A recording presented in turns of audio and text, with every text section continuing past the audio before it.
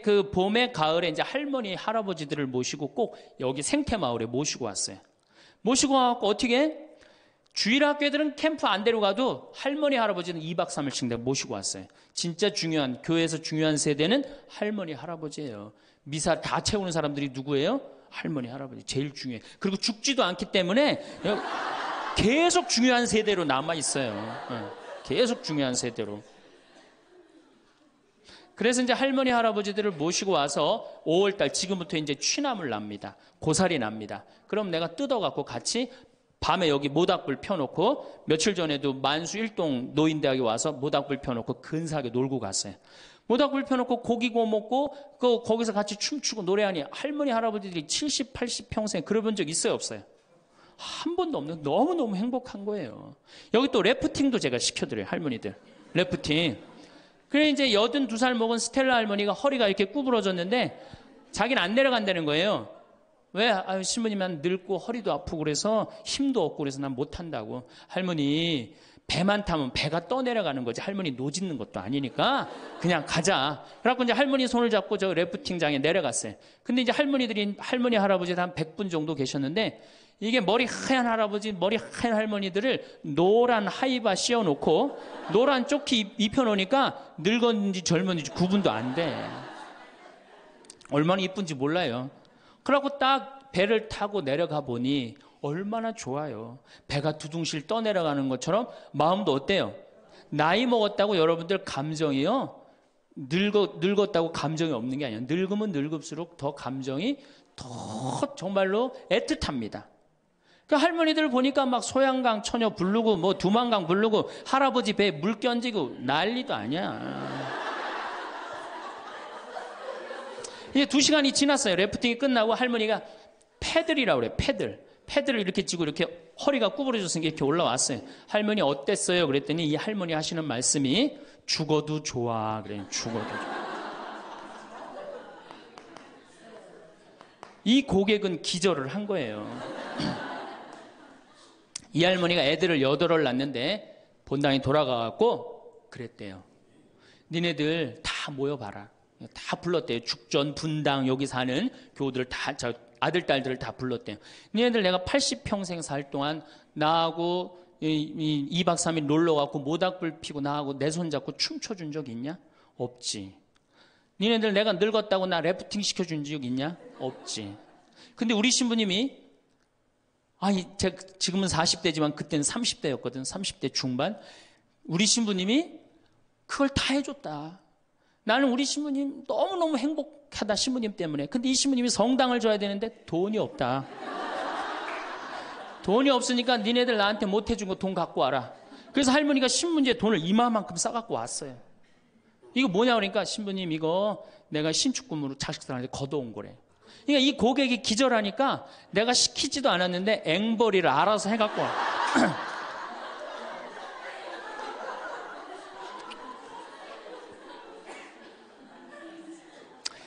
신부님 우리하고 좀 오늘만은 같이 좀 놀아달라고. 그래서 저는 춤출 줄 몰라요. 신부님 걱정하지 말라고. 우리가 다 알아서 한다고. 어떻게 알아서 해? 내 손을 붙잡더니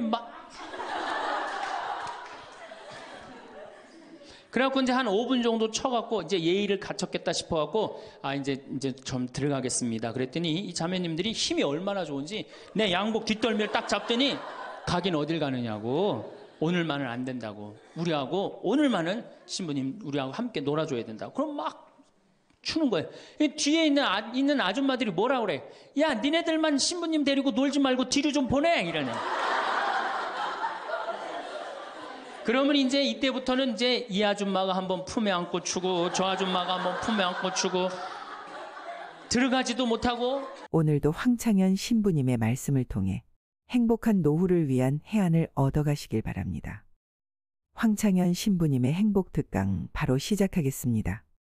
21세기는 여성의 시대입니다. 정말로 이제는 여성이 살기 좋은 세상이 왔어요. 그리고 이 사회의 모든 중요한 결정, 경제적인 뭐 이런 것들도 전부 여성이 결정을 합니다. 그만큼 여성의 역할이 중요해졌죠. 또 21세기는 노인의 시대예요. 이젠 정말로 노인이야말로 늙어서 죽음을 기다리는 세대가 아니고 이 사회에 아주 중요한, 그리고 여러분들이 곧 닥칠 그러한 시대입니다. 이 여성과 노인은 지금까지 한 번도 행복한 대접을 못 받았어요, 사실은. 여성 이제까지 사람 대접 받은 적 있어요? 지난 2000년 동안? 없죠? 요즘 들어서 여러분들 이렇게 관광버스 타고 나오고 이렇게 강의 듣고, 이 시간 남편들은 뭐예요? 돈 벌러 가잖아, 이 시간에. 예. 요즘은 뭐 노는 시기라 좀 놀지 모르지만 노인들.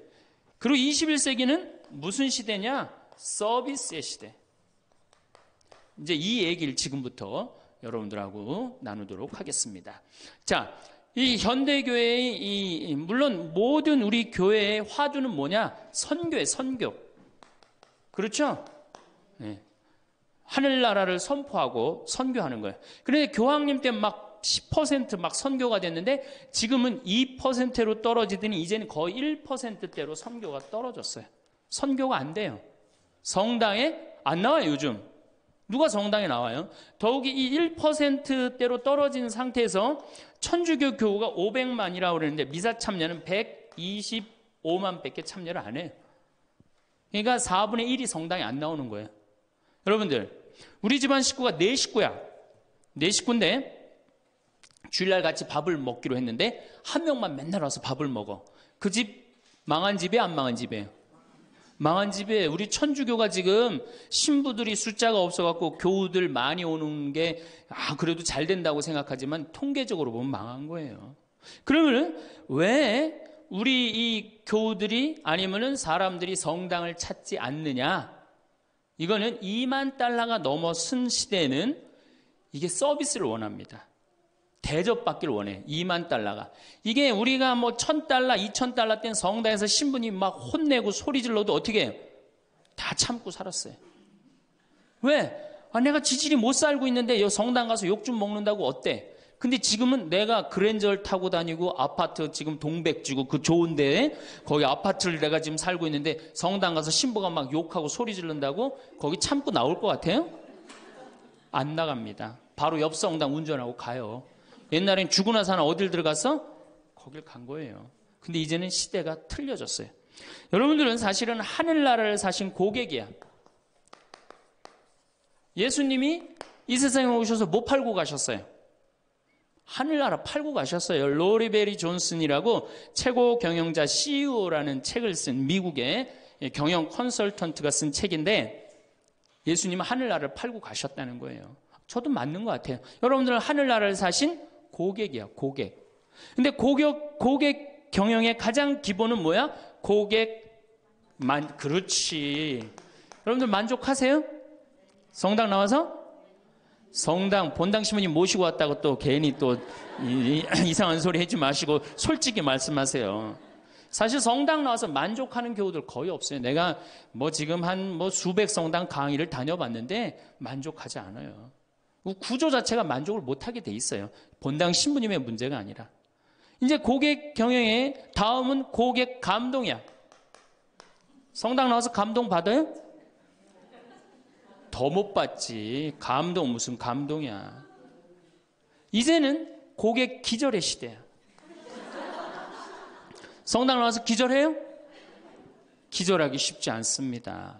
그런데 여러분들 모 핸드폰 회사에서 10년 전에 처음에 핸드폰을 내놓을 때 선전 하나가 저는 생각이 나요.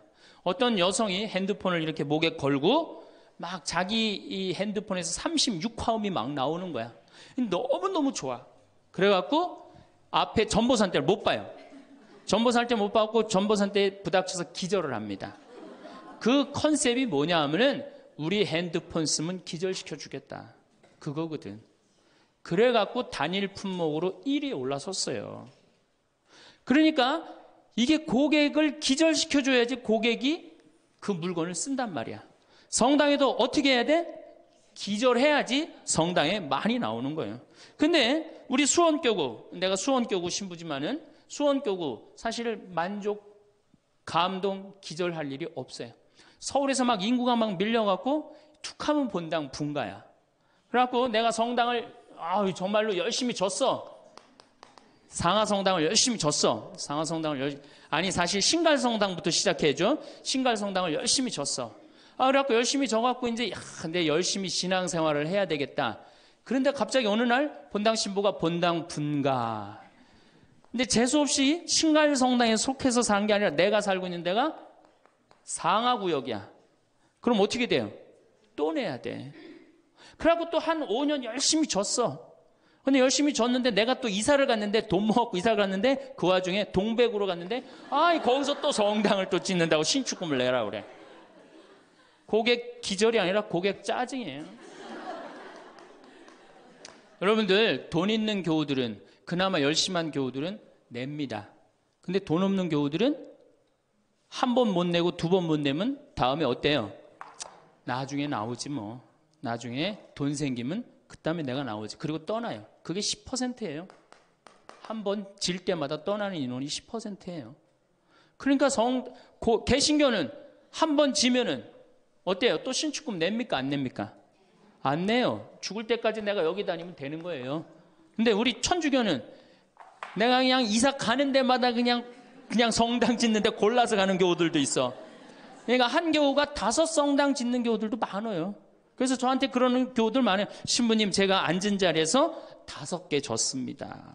참 이게 참 어려운 일이죠. 5개 성당 지금 평생 신축금만 냈다는 거예요. 정말 우리 교우들을 우리 이 성당에서 정말로 고객 대접을 하느냐. 우선 용어부터가 기분 나빠요. 용어가 신자야, 신자. 믿을 신의 놈자자 써요. 믿는 놈들이다, 이거 믿는 놈들이다. 천주교 공식 기도문이 뭐냐면 신자들이 바치는 빵과 포도주를 받아달라고 그래요. 신자들이. 그러니까 믿는 놈들이 바치는 빵과 포도주를 받아달라. 그래도 여러분들 좋다고 열심히 미사 참여하는 거 보면 신기해, 천주교 교우들. 개신교는 성도예요, 성도. 여러분들 거룩한 물이야. 벌써 믿는 놈들 여러분하고 성도 여러분하고 기분이 어때요? 성도가 훨씬 기분 좋을 거 아니에요. 그렇죠? 불교는 불자야. 부처님의 아들 자자를 씁니다. 부처님의 아드님들. 그러니까 불자님 이게 가능합니다. 그렇죠? 성도님, 거룩한 무리 여러분님 가능하죠? 신자님 가능해요? 믿는 놈들한테 무슨 님자를 붙여요. 그러니까 이 불자님들은 감동을 받는 거예요. 절에 가면 스님이 얼마나 잘해줘요. 정말로 감동을 받죠. 그러니까 이 불자들은 시주를 하면은 100만 원에서 1000만 원 정도 합니다. 한 번 하면. 정말 이렇게 해요. 시주 한 번 하면. 보통 뭐 영산제 49제 같은 거 지낼 때요. 1000만 원, 2000만 원 다 해요. 성도님들은 10,000원에서 한 10만 원 정도 합니다. 헌금을 하면. 믿는 놈들은 1,000원만 하면 되는 거예요. 그러니까 우리 교우들 헌금 안 낸다고 욕하고 혼낼 거 하나도 없다. 교우들을 헌금을 많이 내게 하려면 어떻게 하면 된다? 기절시켜주면 된다. 기절. 고객 감동을 시켜주면 된다는 얘기예요. 그 예수님의 그 경영 기법의 기본은 서비스예요. 사실은 서비스. 이게 굉장히 중요합니다.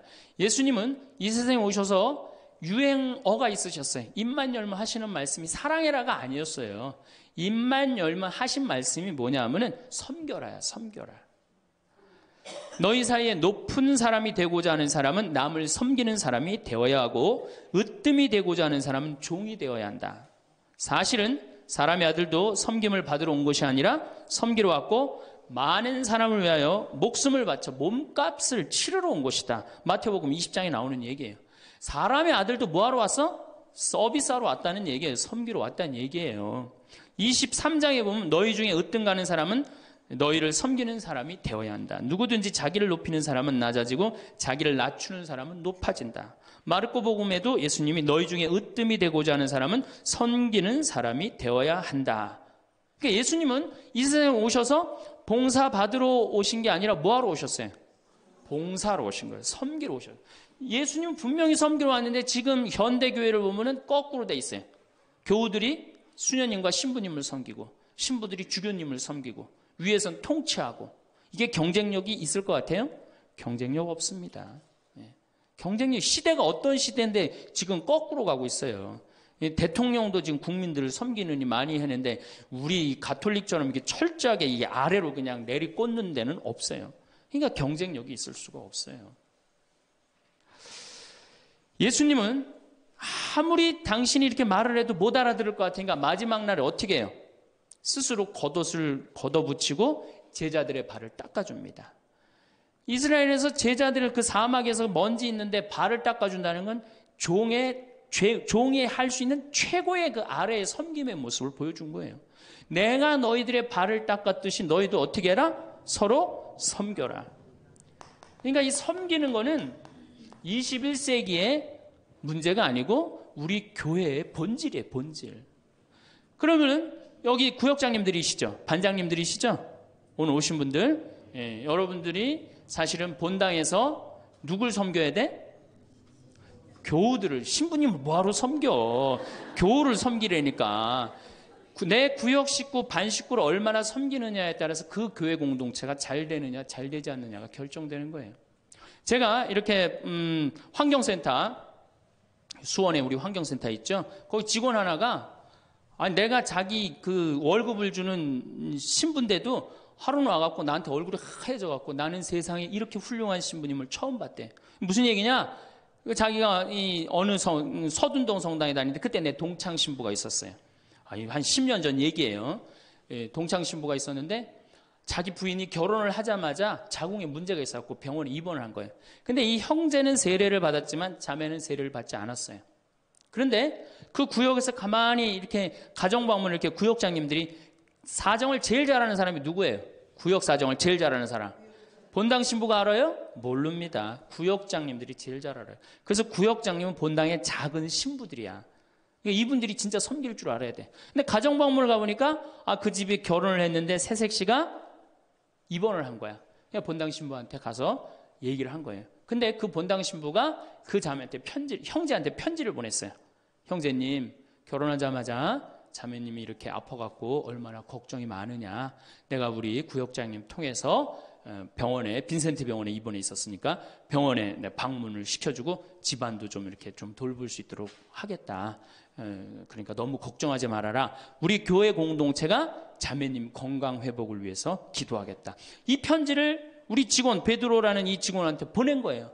아니 안 그래도 마누라도 아프고 막 결혼을 막 했는데 마음이 막 울적한데 그것도 본당 신부님이 편지를 보내갖고 위로를 해주니 이 고객이 감동 받겠어 안 받겠어요? 감동 받을 수밖에 없어. 그래갖고 자기는 내 앞에서도 나는 우리 그 최 신부님을 제일 존경한다는 거예요. 이렇게 훌륭한 신부님이 어디 있냐는 거야. 이렇게 감동받고 아니나 달러 구역에서 병원에 가갖고 그 자매한테 기도도 해주고 또 집안 청소도 해주고. 그러니까 이 자매가 태어나자마자 뭐 했어요? 바로 입교했어요. 뭐 했어요? 바로 세례 받았어요.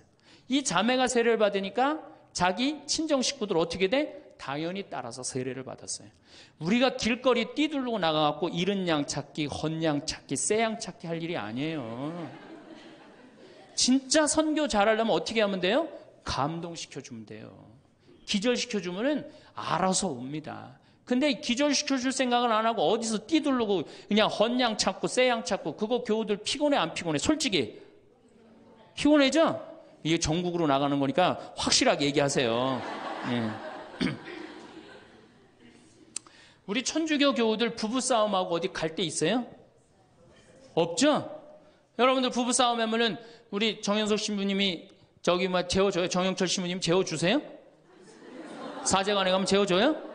잤다가는 신부님도 쫓겨나고 여러분들도 쫓겨나요. 천주교는 어디 가서 잘 데가 없어요.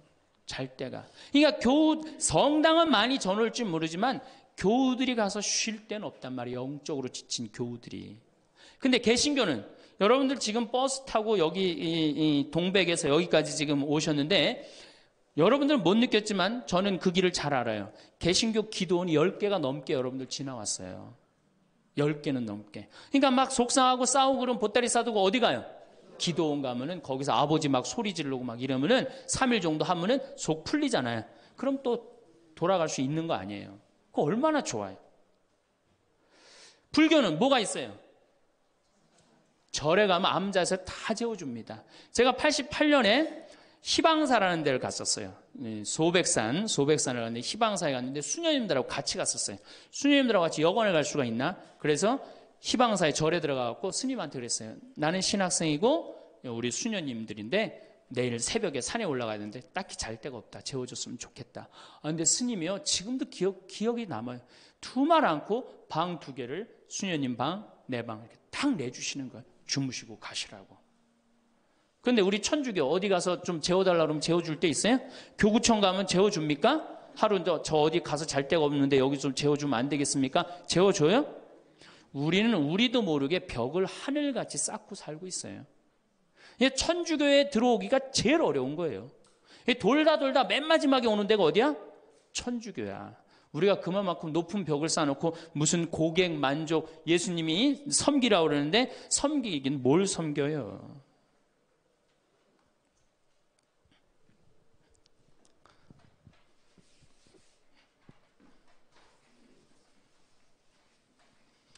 제가 그 2000년에 우리 정신부님이랑 나랑 똑같이 2000년에 정신부님 모현성당에 발령을 받았고 저는 능평성당에 발령을 받았어요. 근데 정신부님 처지나 내 처지나 똑같았어요. 아무것도 없었어요. 정말로. 모본당에서 분가금으로 딱 3천만 원을 받았어요. 근데 성당 하나 지려면 보통 27억, 30억 정도 되잖아요. 2000년이면 IMF 딱 터지고 다 망한 상태예요. 그냥 완전히 망한 상태가 2000년이에요. 본당에 가보니까 성당이 어떻게 돼 있느냐면 지붕은 천막이야. 파란 천막으로 돼 있는 거야. 그 다음에 벽은 컨테이너예요. 컨테이너. 바닥을 보니까 맨 흙이야. 성당 바닥이. 막 여기서 막 원추리가 피는 거예요. 붓꽃도 피고 성당 바닥에서. 그런데 교우들은 보니까 600명이야. 교우들 600명인데 30억짜리 건물을 어떻게 줘요? 그래서 제가 그랬어요. 요한복음 3장에 뭐라고 그랬냐면은 예수님이 46년 만에 지은 성전을 허물라고 그랬다. 며칠 만에 짓겠다고? 3일 만에 짓겠다고. 예수님이 원했던 게 건물이냐 사람이냐? 그땐 교우들이 사람이래요. 그러면은 건물 짓는 건 중요한 게 아니다. 여러분들이 행복하면 그게 성전이다. 그리고 세계 어디에서도 성당 바닥에서 붓꽃도 피고 원추리도 피는 성당이 어딨냐. 이 최고 아름다운 성전이다. 난 성당 안 질 테니까 여러분들 그렇게 알아라. 근데 이 착한 교우들이 자꾸 신축금을 내는 거예요. 내지 말라고 그래. 안 짓는다는데 부담스럽게. 그래서 제가 두 번째 한번 또 공식적으로 얘기를 했어요. 난 성당 안 짓는다고 그랬다. 왜 자꾸 내냐. 여러분들이 내는 여러분들은 정말로 신앙이 좋아갖고 내지만 못 내는 교우들 미안해서 못 나오니까 내지 말아라. 그때 이제 교우들이 헷갈리는 거예요. 저게 진짜 내라는 건지 내지 말라는 건지 저게. 에? 그래서 첫 해에 교우들이 신축금을 얼마를 했냐면 7천만 원을 했어요. 저는 굉장히 많이 했다고 생각해요. 굉장히. 첫 해에 600명 교우들이. 대신 이게 고객 사목 목표가 고객 기절이었기 때문에 이제 교우들한테 부활 때 성탄 때 선물 많이 줬어요. 왜냐하면 내긴 내는데 나오는 게 없잖아. 옛날에는 뭐 밀가루도 주고 그랬대는데 그 한 3, 40년 사이에 천주교에서 아무것도 안 나가요. 버릇 나빠진다고 교우들. 그 대신 저는 제가 비누 공장 하니까 비누도 선물하고 내 동창이 우리밀 그거 운동하는 신부가 있으니까 그거 한 박스씩 다 하고 한 해는 성탄 때 너무 기분이 좋은 거예요. 그래서 오리농 쌀을 4kg짜리 한 가마를 집집이 다 선물을 했어요. 예수님 태어났으니까 태어난 날 밥 줘 먹으라고. 교우들이 막 성당은 막 지붕은 천막이고 막 여기 막 원추리도 피고 그러는데 맨날 선물 나오지. 성탄 때 밥 해 먹으라고 쌀을 선물로 주니까 교우들이 너무너무 막 전화를 하고 난리가 났어요. 신부님 너무너무 고맙다고. 그래서 제가 그렇게 고마웠냐 그랬더니 너무 고마웠대. 그럼 그 고마운 마음을 구유예물에 한번 표현해봐라. 제가 이제 그랬어요. 그랬더니 교우들이 구유예물을 했는데 그때는 교우가 1000명이었는데 구유예물이 1700만 원이 나왔어요. 한 집에 7만 원씩 한 거예요. 기적이죠. 깜짝 놀랐어요. 저도 놀래고 교우들도 놀래고. 그래서 그 돈을 어떻게 했느냐? 아프리카에 다 보내버렸어요. 왜? 가난한 예수님 건데 성당 짓는데 안 짓는데 성당 짓는 기금을 한다는 게 그렇잖아요. 아프리카에 다 보내버렸어요. 교우들이 행복한 거예요. 어쨌든 성당은 없어도. 그래서 이제 교우들이 하도 성당을 짓자 난 안 짓는다 그러는데 짓자 그래서 3년 9월에 시작해갖고 4년 부활절에 성당을 다 줬어요. 9개월 만에 성당을 뚝딱 줬어요. 그리고 이제 봉헌식을 하는데 교우들이 그러는 거예요. 신부님, 우리가 언제 이렇게 성당을 줬느냐고. 나도 모른다. 이게 기절한 상태에서 자기 주머니에 돈이 나오는지도 모르고 막 낸 거야. 깨보니까 성당이 젖은 거예요. 사실은 교우들이 행복하면 성당 짓는 거 어려운 일 아니에요. 우리 정신부님도 모현 성당 참 멋있고 깨끗하게 또 지셨는데 어떻게 또 동백으로 또 가고 참 불쌍한 신부예요. 사실은 하나만 지면 됐지. 여러분들 조금 기절한 상태에서 좀 도와주세요. 조금 기절한 상태에서. 이렇게 성당에 나오면 행복해야 되는데 우리 천주교는 행복하지 않아요. 성당에 나가면요, 우리 컨셉은 우울이야, 우울. 개신교는 컨셉이 뭐예요? 기쁨이에요, 기쁨. 감사, 찬양, 영광, 경배, 알렐루야. 그렇죠? 아멘. 이렇단 말이야, 개신교는. 근데 우리 천주교는 이게 서비스의 정신이 없기 때문에 우울로 돌아갈 수밖에 없어요. 그러니까 우리는 주로 뭐냐면은 봄 판공, 가을 판공, 십자가의 길, 참회의 절, 양심 성찰 이런 거란 말이야. 그냥 늘 우울해. 나는 우리 교우들 참 불쌍해요. 왜 불쌍하냐면은 일주일 내내 그냥 시어머니 때문에 속이 부글부글 끓었어. 남편 때문에 부글부글 끓었어. 일주일 내내 며느리 때문에 속이 부글부글 끓었어. 그래갖고 성당에 가서 이걸 좀 풀어야 되는데 성당 가면 어떻게 기를 죽이냐면 미사 시작 우리가 첫 전례가 뭐냐면 이 참회의 절이에요. 그래갖고 뭐라고 시키냐면 내 탓이오, 내 탓이오. 내 큰 탓이라고 그러니 이게 풀로 왔는데 이게 풀로 오는 게 다 다시 내 탓으로 다 내가 지고 다시 집에 가는 거야. 이게 미치는 거죠. 제가 한번 어느 성당에 환경 강의를 간 적이 있어요. 환경 강의를 갔는데 고해성사를 미사 전에 이제 주로 들어갔는데 고해성사 앞에 그 고해소 앞에 양심성찰 그 항목을 쭉 적어놨는데 거의 100가지를 적어놨더라고. 뭐 주일미사 빠진 거, 뭐 교무금 떼어먹은 거, 뭐 술집에 간 거, 막 100가지를 써놨어요. 보니까 내가 이렇게 들어가면서 야, 저거 보고 있는 사람들 정말 우울하겠구나 그런 생각이 들었어요. 아니나 달라 한 형제가 딱 들어오더니 숨을 팍 쉬더니 신부님, 내가 3년 만에 성당에 왔는데 저거 앞에 보니까 안 걸리는 게 없다. 그중에 특별히 6번, 27번, 65번이 걸린다는 거예요. 이놈 100가지 중에 그걸 내가 어떻게 알아? 6번이 무슨 죄인지. 그래서 내가 보석으로 2번, 6번, 8번 하라고 그랬어요.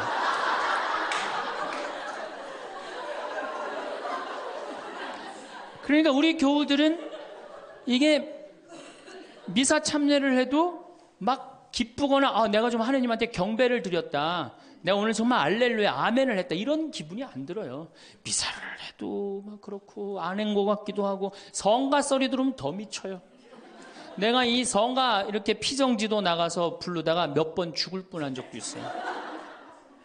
주여 임하소서 부르다가 죽을 뻔한 적 많아요. 어떻게 불러? 주여 임하. 언제 숨 쉬어야 돼 이거? 이러니 죽는 거지. 이러니까 죽는 거지. 여러분들이 개신교 이거 4분의 3박자로 불러요. 개신교. 주여 임하소서 내 마음에 암흑에 헤매는 한 마리 양을 태양과 같으신 사랑에 얼마나 좋아. 근데 우리는 이거를 어떻게 부르냐면 청승을 떨면서 불러요. 청승.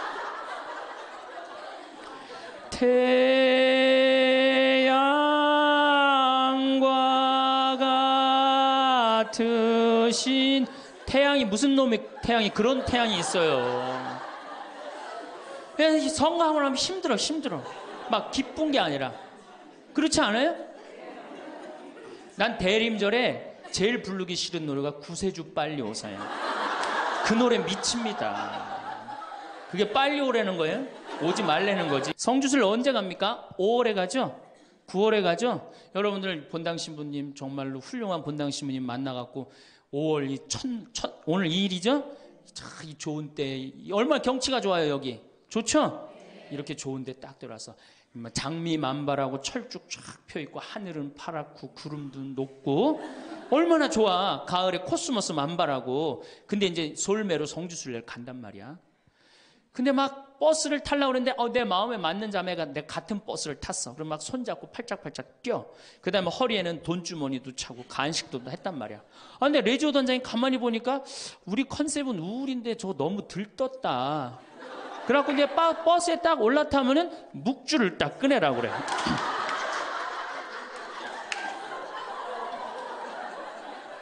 묵주를 꺼내라고 꼭 고통의 신비를 꼭 해요.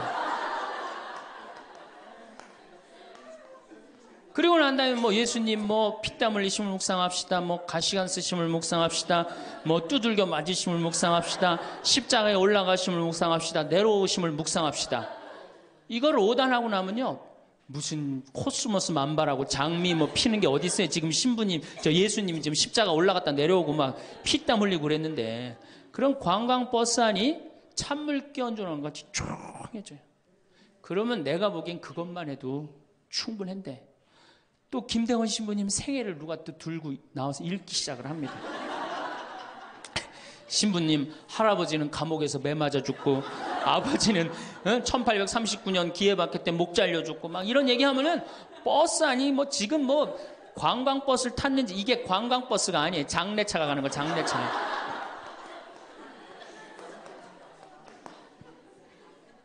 그래갖고 신부님이 1836년에 여러분들 신부님이 1836년에 떠나서요. 마카오에 1837년 6월에 도착하세요. 6개월 동안을 걸어서 간 거예요. 기가 막히죠? 그런데 신부님 유학 중에 신부님 1836년에 떠났으니까 아버지가 39년에 죽어요. 순교를 하세요. 그러니까 유학 중에 아버지가 죽은 거야. 얼마나 이게 그 어린 그 신학생한테 마음이 아프겠어요. 정말 기가 막히죠. 그럼에도 불구하고 조선교회를 위해서 견디죠. 그런데 또 중간에 최 프란치스코라고 동료 신학생이 죽어요. 우리 신부들한텐 동기가 죽는 건 형제가 죽는 거하고 똑같은 거예요. 그게 얼마나 또 마음이 아파. 그래갖고 45년에 조선에 돌아와 보니 세례를 받았나 성사를 받았나 교우들이 정말 신부님 생각이 기가 막히냐. 그땐 부제님이었는데. 그래갖고 빨리 신부님을 영입해야 되겠다. 그리고 이제 서해 바다에서 배를 12m 정도밖에 안 되는 배를 타고 그걸 상하이를 건너간다고 간 거예요. 어부들은 신부님이 하도 그 부제님이 하도 똑똑하고 그러니까 항해수를 아는 줄 알고 무조건 따라갔는데 항해수를 알긴 뭘 알아. 저쪽이 중국일 것이다. 가자. 그리고 간 거예요. 그러니 돛 떨어지고 닷 깨지고 20일 동안 표류를 합니다. 정말 죽을 둥 살 둥 해갖고 중국에 도착을 해요. 상해 가갖고 또 고초를 겪고. 그래서 이제 주교님을 만나갖고 서품을 받고 또 어떻게 또 중국에서는 또 어떻게 저쪽이 조선일 것이다. 그것도 주교님까지 모시고 가자. 그래갖고 갔어요. 갔는데 웬걸 딱 도착을 했는데 사람이 말을 했는데 이상한 말을 하는 거. 어디서 와서 꽝 이러는 거예요. 제주도로 간 거예요. 제주도로. 잘못 가갖고. 제주도에서 또 미사를 봉헌하시고 인천 아파트로 와서 사목을 하는데 잠을 잡니까? 뭐를 합니까? 그러다가 6월 달에 순이도에서 붙잡히세요. 붙잡혀갖고 한양으로 압송을 되는데 6월에서 9월이면 여름을 지나는 거 아니에요? 얼마나 똑똑해. 세계 지도 그릴 줄 알지, 라틴어 할 줄 알지, 중국어 할 줄 알지. 이 급변하는 세상에서 나라를 위해서 일 좀 하려고 그러는데 우리 대장 예수님을 두고 내가 어디를 하느냐 이래갖고 그냥 당당하게 이렇게 견디시잖아요. 그래갖고 막 신부님 허벅지를 때려. 그래갖고 막 구데기가 끓고 그러죠. 그러다 9월 16일 날 신부님이 순교를 하셔요. 세남터에서. 근데 돌아가실 때 또 어떻게 돌아가시느냐? 이쪽으로 되면 잘 자르겠느냐, 저쪽으로 되면 잘 얼마나 용감하세요. 그래갖고 8번째 칼에 신부님 목이 떨어졌다. 이렇게 훌륭한 성인 신부님을 모시고 사는데 여러분들 뭐 하는 거냐? 주일 미사도 잘 안 나오고 선교도 안 하고. 그럼 또 그냥 막 기가 죽어갖고 고개를 또 우울 컨셉으로 고개를 숙이는 거야. 자, 장하다 순교자 합시다. 장하다 순교자 주 이러면 진짜 장례차가 가는 거예요. 그래갖고 이제 성지에 도착을 하면은 시키지 않았는데도 십자가의 길 알아서 해요. 시키지 않았는데. 그리고 이제 밥을 먹고 나면은 레지오 단장이 미안한 거야. 그래도 1년에 한 번 관광버스 타고 나왔는데 이거 묵주기도부터 기죽이기 시작해갖고 뭐 신부님 생에 막 아버지도 죽고 할아버지도 죽고 엄마는 거지가 돼서 돌아다니고 막 장하다 순교자까지 하고 막 십자가 얘기를 하고 하늘은 파랗고 꽃은 만발한데 너무 우울해. 그럼 이제 전심 때 술을 따르기 시작합니다. 한 잔씩 먹이기 시작해요. 한 잔씩 먹이고 돌아올 때 보면요. 가관이 아니에요. 분명히 갈 때는 장하다로 갔는데 올 땐 차차차로 오는 거예요.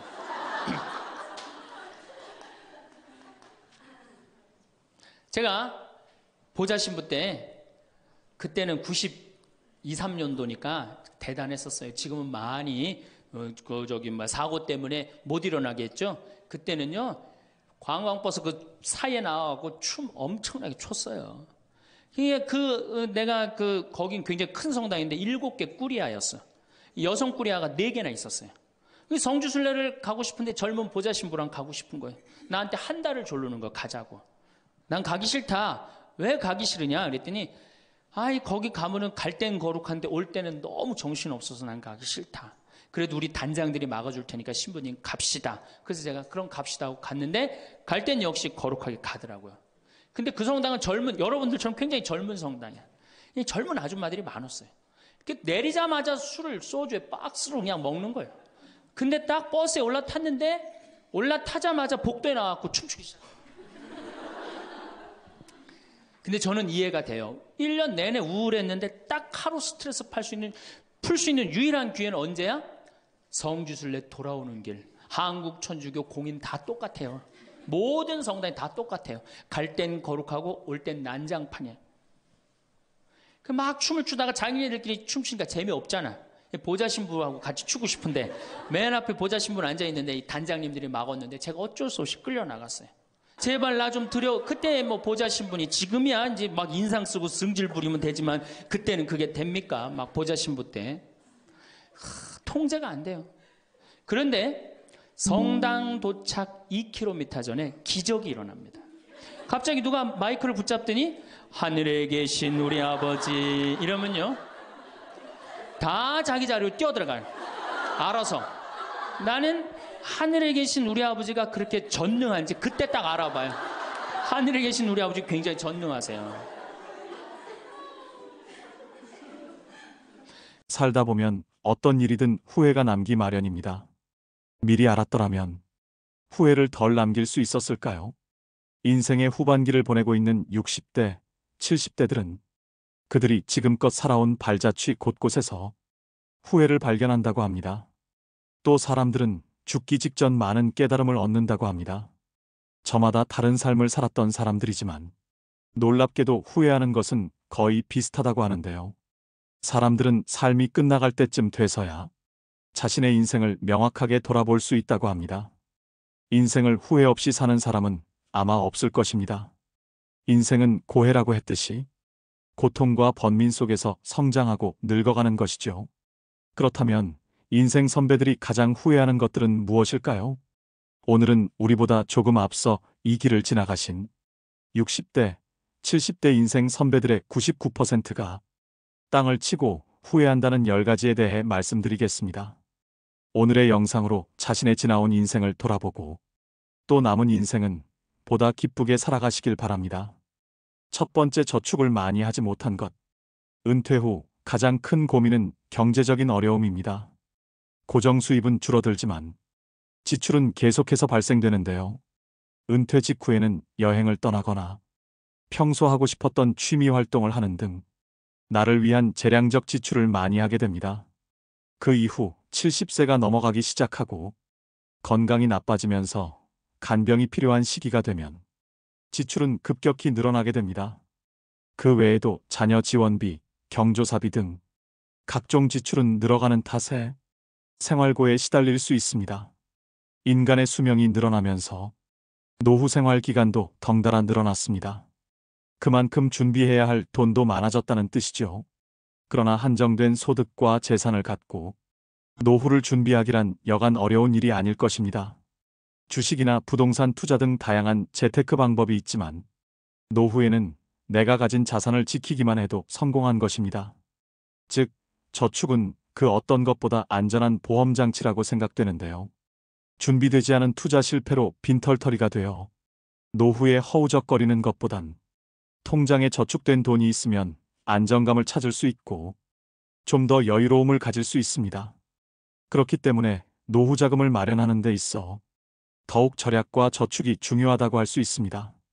이처럼 젊은 나이에 저축을 하지 않으면 은퇴 이후 큰 고난을 겪게 될 수 있습니다. 두 번째, 배우자에게 잘하지 못한 것. 배우자는 평생을 함께할 반려자입니다. 60대가 되어서도 70대가 되어서도 배우자가 옆에 있다면 그야말로 그것 자체가 천복입니다. 자식들 당연히 소중하지요. 그런데 지금 내가 당장 아프거나 불편하면 누가 가장 먼저 달려와서 진심으로 나를 걱정해주고 보살펴줄까요? 저도 나이가 들어보니 뭐니 해도 배우자가 최고입니다. 그러나 우리는 상대방의 소중함을 쉽게 간과해버리고는 합니다. 나이가 들수록 곁에는 서로만 남게 되며 자식도 다 부질없습니다. 요즘 황혼 이혼도 많이 늘어나는 추세라고 하는데요. 그까짓 이혼하자면 못할 줄 알고? 이런 생각은 오산입니다. 노년의 이혼은 젊은 시절의 이혼과는 차원이 다릅니다. 나이가 들수록 사람에게는 배우자와 가족이 소중해지지요. 배우자는 같이 늙어갈 유일한 동반자요. 가족은 자신의 삶은 증명해주는 증거이기 때문입니다. 젊은 시절에는 이혼을 해도 새로운 사람을 만나 가정을 이룰 수도 있지만 황혼 이혼의 경우 그런 일이 쉽지만은 않습니다. 결국 대부분 혼자 쓸쓸하게 늙어가는 비참한 결과만 초래될 뿐입니다. 내 남편, 아내에게 후회하지 말고 배우자에게 최선을 다하며 앞으로의 노후를 그려나가셔야 됩니다. 세 번째, 건강을 소홀하게 한 것. 건강이 중요하다는 사실을 모르는 사람은 없습니다.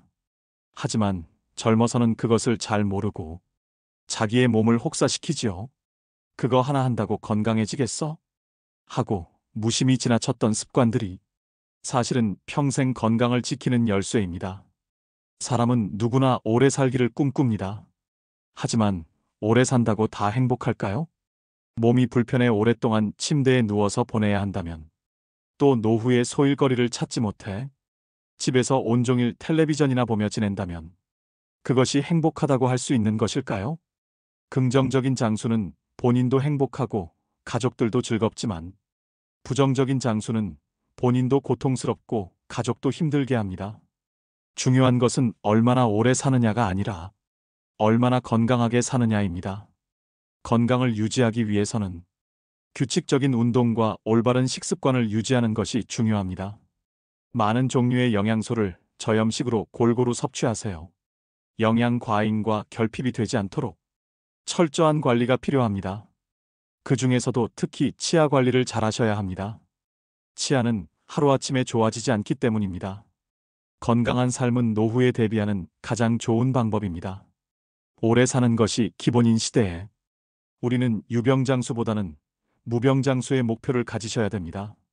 네 번째, 노년을 함께할 친구를 못 만든 것. 배우자 다음으로 친구가 가장 큰 자산입니다. 보통 성인이 되어 직장 생활을 하고 가정을 꾸리다 보면 친구들과의 연락이 뜸해집니다. 하지만 친구들은 가족과는 또 다른 마음을 주고받을 수 있는 소중한 존재라는 것을 알아야 합니다.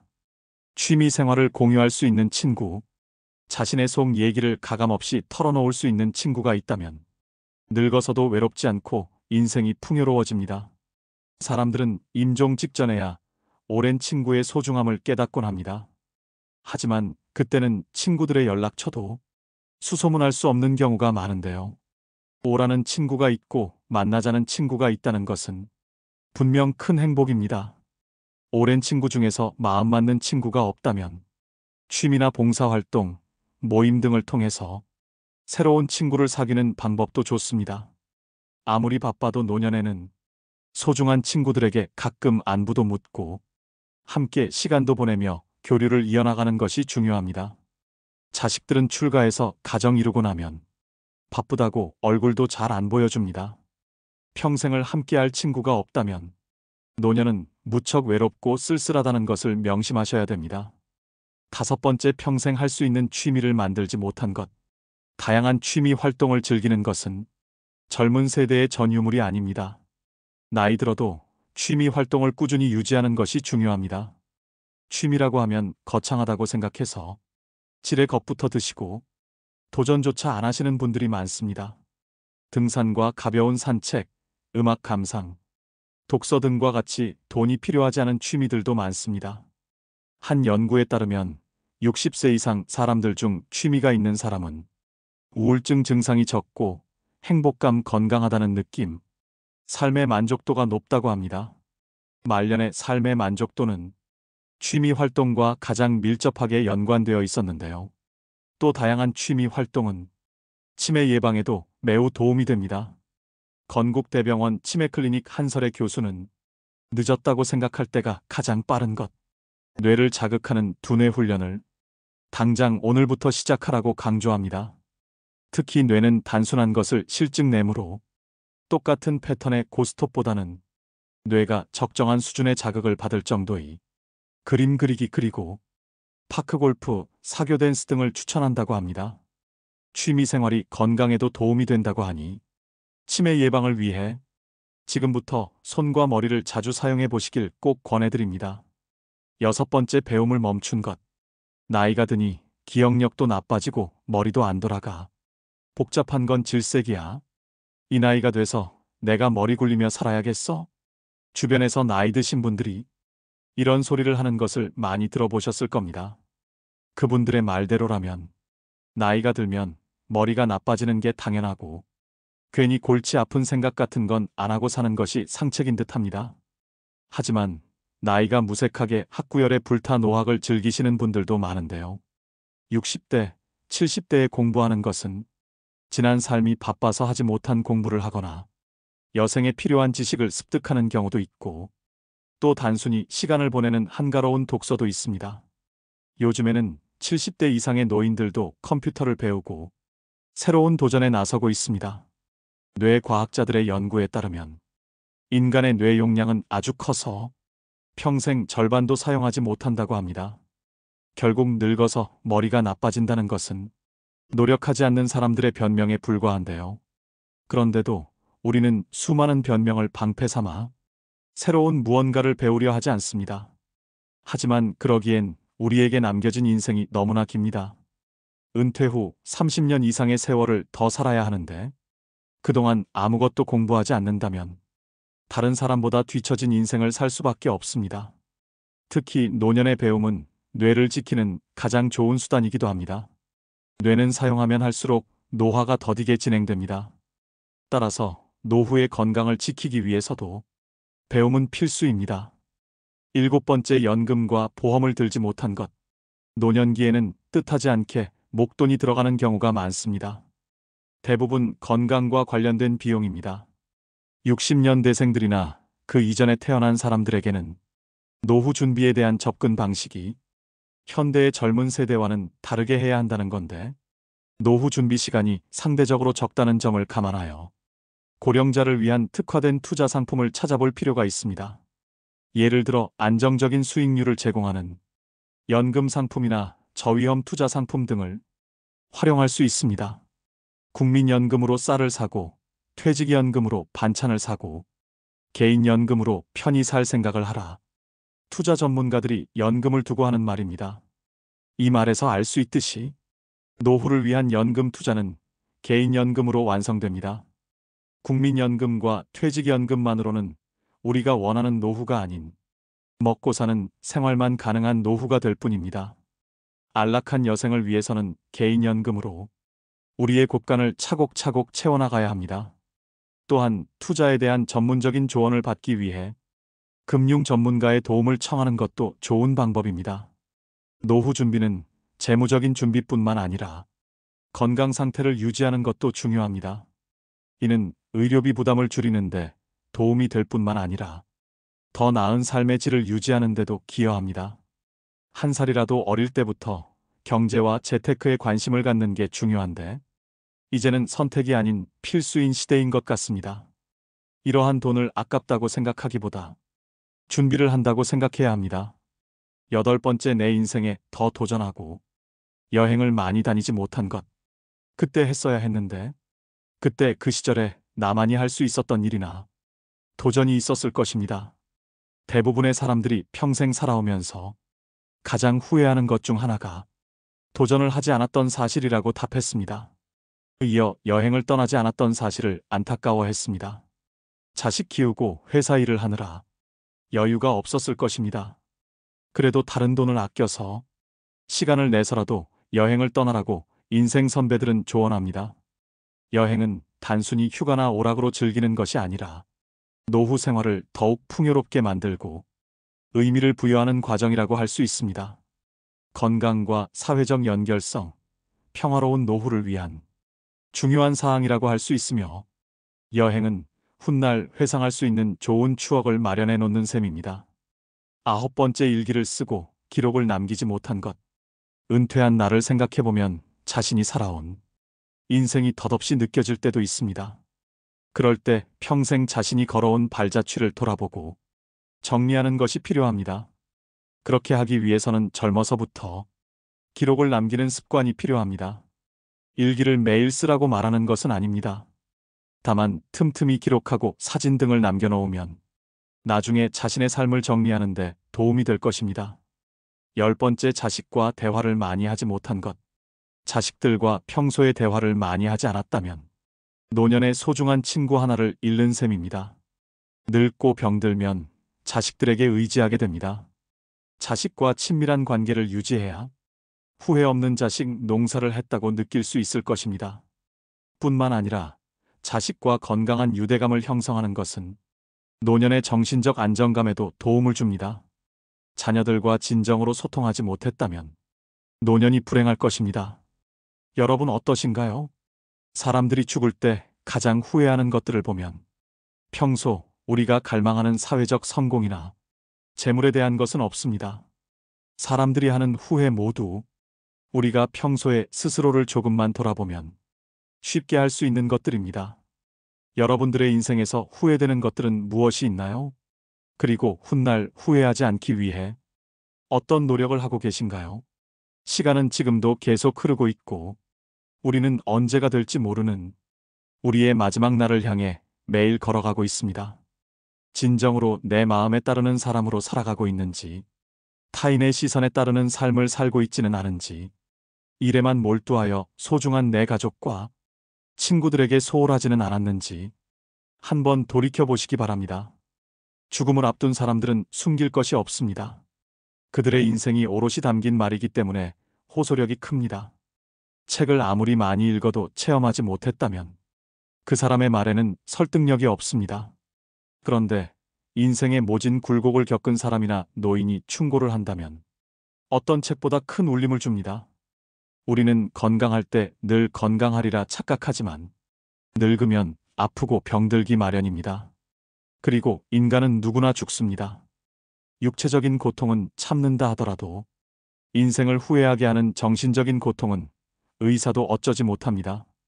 그래서 인생 선배들의 충고는 값집니다. 오늘의 영상이 여러분들의 행복한 노후 설계에 도움이 되셨길 바랍니다. 또 구독자분들 오래오래 무병장수하시며 후회 없는 노후를 만들어 나가시길 간절히 기원합니다. 지금껏 쉼없이 달려온 여러분들의 마음에 위로가 되는 좋은 글 하나 소개해드리겠습니다. 살면서 중요한 말은 여기 지금이다. 나는 의대 교수였다. 79세의 노인이다. 정신과 전문의로 50년간 15만 명의 환자를 돌보고 학생들을 가르쳐왔다. 퇴직 후 왼쪽 눈의 시력을 완전히 잃었다.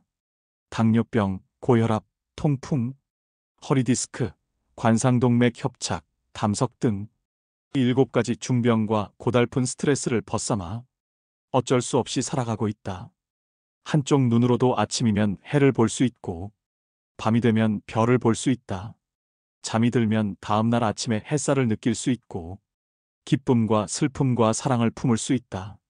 남의 아픔을 아파해 줄 수 있는 가슴을 가지고 있다. 세상을 원망할 시간이 없다. 지팡이 짚고 가끔 집 밖으로 산책을 했다. 한쪽 눈이지만 보이는 것만 보아도 아름다운 것이 많았다. 지금은 다리에 힘이 없어 산책이 어렵지만 계절이 바뀔 때마다 보이는 앞산 숲의 색깔이 아름답다. 감사하다. 인생이란 바로 여기와 지금이다. 행복을 느낄 시간과 공간과 사람은 바로 지금이다. 지금 여기에서 함께하는 사람들과 어울려 한 번이라도 웃으며 이야기를 나눌 수 있는 데가 바로 즐거움이다. 살아보니까 그렇다. 뇌 속에서 행복을 만드는 물질은 엔돌핀이다. 엔돌핀은 과거의 행복한 추억 때문에 생기는 게 아니다. 지금 내가 즐거워야 엔돌핀이 형성된다. 사람이 어떻게 늘 행복하기만 하느냐고 묻는 이들도 있다. 그런 이분법적인 생각에서 벗어나야 한다. 어제 죽은 사람들이 하루라도 더 살기를 원했던 그 소중한 시간에 나는 오늘을 살고 있다. 괴롭고 슬퍼도 한 가닥 희망을 만들어보자. 살아있음이 즐겁고 만날 수 있음에 감사하자. 지나간 세월은 어렵게 살았더라도 다 행복했던 거라고 나이든 사람들은 이야기한다. 왜냐하면 사람은 누구나 짜릿하게 행복한 시간이 있었다. 사람은 그 추억으로 사는 것 같다. 괴로움을 겪어봐야 행복할 줄 안다. 인생살이 살면서 오늘 지금 여기가 제일 중요하다라는 말이 맞는 말 같다.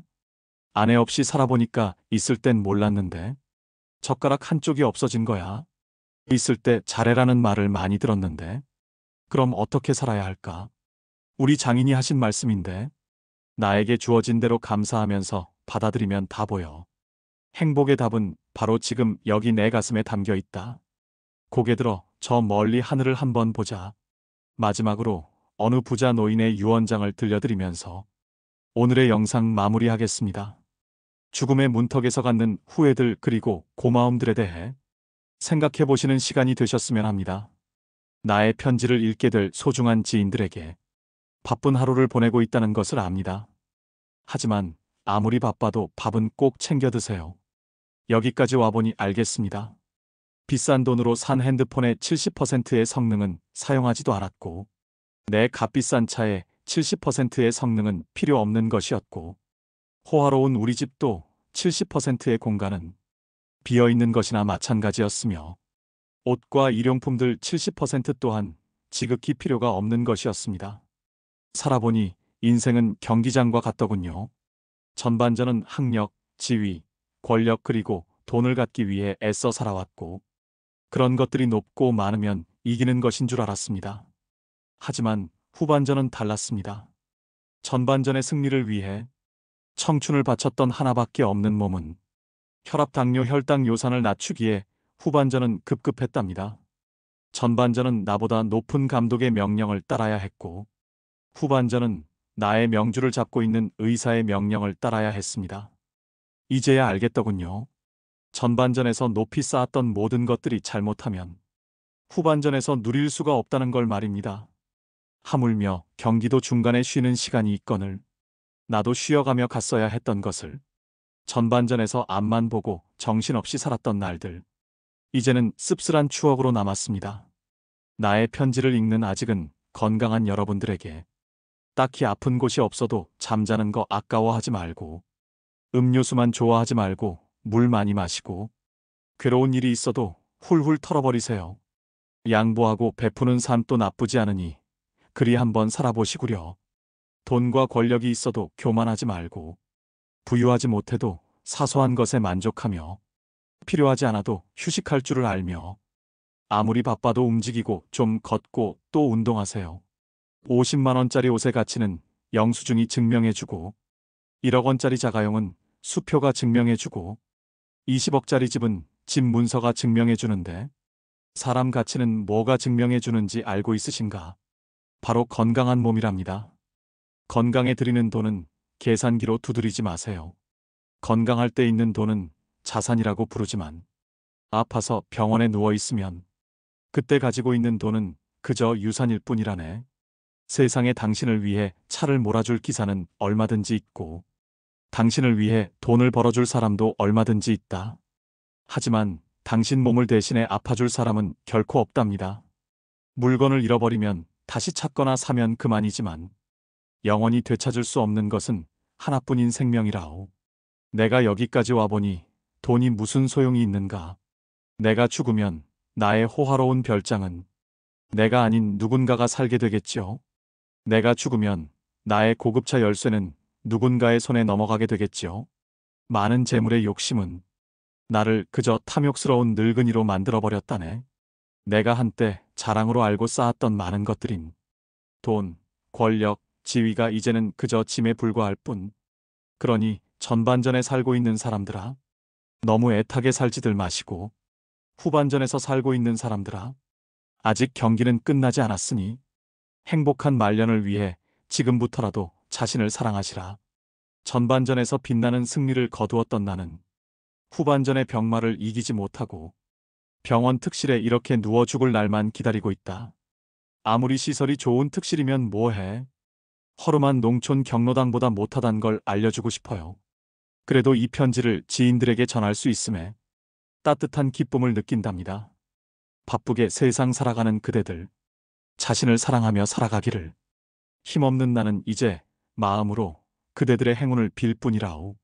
누구보다 먼저 웃고 많이 웃는 행복한 나날들로 가득 채우시길. 21세기는 여성의 시대입니다. 정말로 이제는 여성이 살기 좋은 세상이 왔어요. 그리고 이 사회의 모든 중요한 결정, 경제적인 이런 것들도 전부 여성이 결정을 합니다. 그만큼 여성의 역할이 중요해졌죠.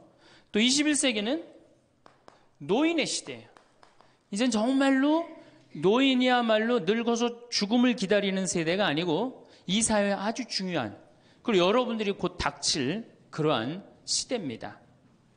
이 여성과 노인은 지금까지 한 번도 행복한 대접을 못 받았어요, 사실은. 여성 이제까지 사람 대접 받은 적 있어요? 지난 2000년 동안? 없죠? 요즘 들어서 여러분들 이렇게 관광버스 타고 나오고 이렇게 강의 듣고, 이 시간 남편들은 뭐예요? 돈 벌러 가잖아, 이 시간에. 예. 요즘은 노는 시기라 좀 놀지 모르지만, 노인들. 그리고 21세기는 무슨 시대냐? 서비스의 시대. 이제 이 얘기를 지금부터 여러분들하고 나누도록 하겠습니다. 자, 이 현대교회의 물론 모든 우리 교회의 화두는 뭐냐? 선교예요, 선교. 그렇죠? 네. 하늘나라를 선포하고 선교하는 거예요. 그런데 교황님 때 막 10% 막 선교가 됐는데 지금은 2%로 떨어지더니 이제는 거의 1%대로 선교가 떨어졌어요. 선교가 안 돼요. 성당에 안 나와요, 요즘. 누가 성당에 나와요? 더욱이 이 1%대로 떨어진 상태에서 천주교 교우가 500만이라고 그러는데 미사 참여는 125만 밖에 참여를 안 해요. 그러니까 4분의 1이 성당에 안 나오는 거예요. 여러분들, 우리 집안 식구가 4식구야. 4식구인데 주일날 같이 밥을 먹기로 했는데 한 명만 맨날 와서 밥을 먹어. 그 집 망한 집이에요, 안 망한 집이에요? 망한 집에 우리 천주교가 지금 신부들이 숫자가 없어갖고 교우들 많이 오는 게 그래도 잘 된다고 생각하지만 통계적으로 보면 망한 거예요. 그러면 왜 우리 이 교우들이 아니면은 사람들이 성당을 찾지 않느냐? 이거는 2만 달러가 넘어선 시대에는 이게 서비스를 원합니다. 대접받기를 원해. 2만 달러가. 이게 우리가 1,000달러, 2,000달러 땐 성당에서 신부님 막 혼내고 소리 질러도 어떻게 해요? 다 참고 살았어요. 왜? 내가 지질이 못 살고 있는데 여 성당 가서 욕 좀 먹는다고 어때? 근데 지금은 내가 그랜저를 타고 다니고 아파트 지금 동백지구 그 좋은 데에 거기 아파트를 내가 지금 살고 있는데 성당 가서 신부가 막 욕하고 소리 지른다고 거기 참고 나올 것 같아요? 안 나갑니다. 바로 옆 성당 운전하고 가요. 옛날엔 죽으나 사나 어딜 들어갔어? 거길 간 거예요. 근데 이제는 시대가 틀려졌어요. 여러분들은 사실은 하늘나라를 사신 고객이야. 예수님이 이 세상에 오셔서 뭐 팔고 가셨어요? 하늘나라 팔고 가셨어요. 로리베리 존슨이라고 최고 경영자 CEO라는 책을 쓴 미국의 경영 컨설턴트가 쓴 책인데 예수님은 하늘나라를 팔고 가셨다는 거예요.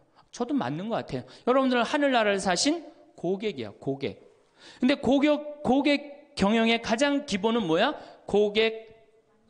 그렇지. 여러분들 만족하세요? 성당 나와서? 성당 본당 신부님 모시고 왔다고 또 괜히 또 이상한 소리 하지 마시고 솔직히 말씀하세요. 사실 성당 나와서 만족하는 교우들 거의 없어요. 내가 지금 한 수백 성당 강의를 다녀봤는데 만족하지 않아요. 구조 자체가 만족을 못하게 돼 있어요. 본당 신부님의 문제가 아니라. 이제 고객 경영의 다음은 고객 감동이야. 성당 나와서 감동 받아요? 더 못 받지. 감동 무슨 감동이야. 이제는 고객 기절의 시대야. 성당 나와서 기절해요? 기절하기 쉽지 않습니다.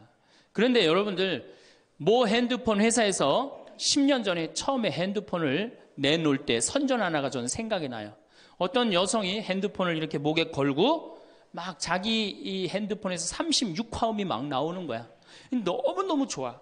그래갖고 앞에 전보산 때를 못 봐요. 전보산 때 못 받고 전보산 때 부닥쳐서 기절을 합니다. 그 컨셉이 뭐냐 하면은 우리 핸드폰 쓰면 기절시켜 주겠다. 그거거든. 그래갖고 단일 품목으로 1위에 올라섰어요. 그러니까 이게 고객을 기절시켜 줘야지 고객이 그 물건을 쓴단 말이야. 성당에도 어떻게 해야 돼? 기절해야지 성당에 많이 나오는 거예요. 근데 우리 수원교구, 내가 수원교구 신부지만은 수원교구 사실 만족, 감동, 기절할 일이 없어요. 서울에서 막 인구가 막 밀려갖고 툭 하면 본당 분가야.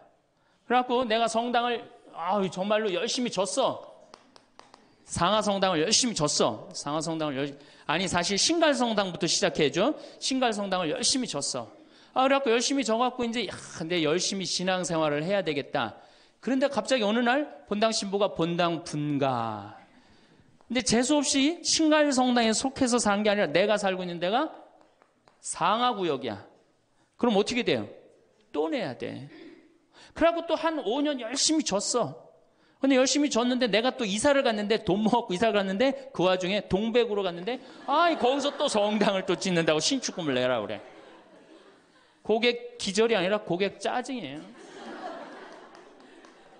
여러분들 돈 있는 교우들은 그나마 열심한 교우들은 냅니다.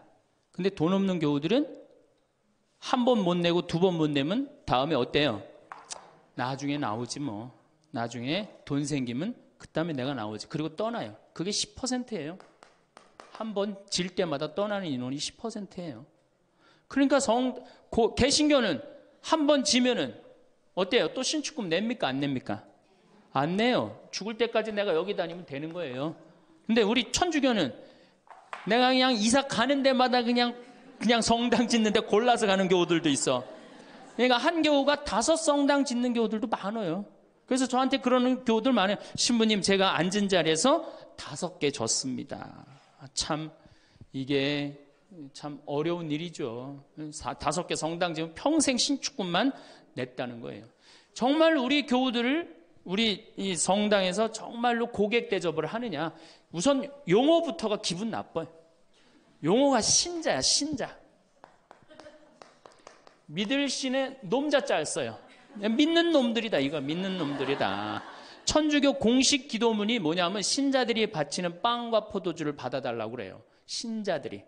그러니까 믿는 놈들이 바치는 빵과 포도주를 받아달라. 그래도 여러분들 좋다고 열심히 미사 참여 하는 거 보면 신기해, 천주교 교우들. 개신교는 성도예요, 성도. 여러분들 거룩한 물이야. 벌써 믿는 놈들 여러분하고 성도 여러분하고 기분이 어때요? 성도가 훨씬 기분 좋을 거 아니에요. 그렇죠? 불교는 불자야. 부처님의 아들 자자를 씁니다. 부처님의 아드님들. 그러니까 불자님 이게 가능합니다. 그렇죠? 성도님, 거룩한 무리 여러분님 가능하죠? 신자님 가능해요? 믿는 놈들한테 무슨 님자를 붙여요. 그러니까 이 불자님들은 감동을 받는 거예요. 절에 가면 스님이 얼마나 잘해줘요. 정말로 감동을 받죠. 그러니까 이 불자들은 시주를 하면은 100만 원에서 1000만 원 정도 합니다. 한 번 하면 정말 이렇게 해요. 시주 한 번 하면. 보통 뭐 영산제 49제 같은 거 지낼 때요 1,000만 원, 2,000만 원 다 해요. 성도님들은 10,000원에서 한 10만 원 정도 합니다. 헌금을 하면. 믿는 놈들은 1,000원만 하면 되는 거예요. 그러니까 우리 교우들 헌금 안 낸다고 욕하고 혼낼 거 하나도 없다. 교우들을 헌금을 많이 내게 하려면 어떻게 하면 된다? 기절시켜주면 된다. 기절. 고객 감동을 시켜주면 된다는 얘기예요. 그 예수님의 그 경영 기법의 기본은 서비스예요. 사실은 서비스. 이게 굉장히 중요합니다. 예수님은 이 세상에 오셔서 유행어가 있으셨어요. 입만 열면 하시는 말씀이 사랑해라가 아니었어요. 입만 열면 하신 말씀이 뭐냐 하면은 섬겨라야, 섬겨라. 너희 사이에 높은 사람이 되고자 하는 사람은 남을 섬기는 사람이 되어야 하고 으뜸이 되고자 하는 사람은 종이 되어야 한다. 사실은 사람의 아들도 섬김을 받으러 온 것이 아니라 섬기러 왔고 많은 사람을 위하여 목숨을 바쳐 몸값을 치르러 온 것이다. 마태복음 20장에 나오는 얘기예요. 사람의 아들도 뭐하러 왔어? 서비스하러 왔다는 얘기예요. 섬기러 왔다는 얘기예요. 23장에 보면 너희 중에 으뜸 가는 사람은 너희를 섬기는 사람이 되어야 한다. 누구든지 자기를 높이는 사람은 낮아지고 자기를 낮추는 사람은 높아진다. 마르코복음에도 예수님이 너희 중에 으뜸이 되고자 하는 사람은 섬기는 사람이 되어야 한다. 그러니까 예수님은 이 세상에 오셔서 봉사 받으러 오신 게 아니라 뭐하러 오셨어요? 봉사로 오신 거예요. 섬기러 오셨어요. 예수님은 분명히 섬기러 왔는데 지금 현대교회를 보면은 거꾸로 돼 있어요. 교우들이 수녀님과 신부님을 섬기고 신부들이 주교님을 섬기고 위에선 통치하고 이게 경쟁력이 있을 것 같아요? 경쟁력 없습니다. 경쟁력, 시대가 어떤 시대인데 지금 거꾸로 가고 있어요. 대통령도 지금 국민들을 섬기느니 많이 했는데 우리 가톨릭처럼 이렇게 철저하게 이 아래로 그냥 내리꽂는 데는 없어요. 그러니까 경쟁력이 있을 수가 없어요. 예수님은 아무리 당신이 이렇게 말을 해도 못 알아들을 것 같으니까 마지막 날에 어떻게 해요? 스스로 겉옷을 걷어붙이고 제자들의 발을 닦아줍니다. 이스라엘에서 제자들을 그 사막에서 먼지 있는데 발을 닦아준다는 건 종이 할 수 있는 최고의 그 아래의 섬김의 모습을 보여준 거예요. 내가 너희들의 발을 닦았듯이 너희도 어떻게 해라? 서로 섬겨라. 그러니까 이 섬기는 거는 21세기의 문제가 아니고 우리 교회의 본질이에요, 본질. 그러면은 여기 구역장님들이시죠? 반장님들이시죠? 오늘 오신 분들, 여러분들이 사실은 본당에서 누굴 섬겨야 돼? 교우들을, 신부님을 뭐하러 섬겨?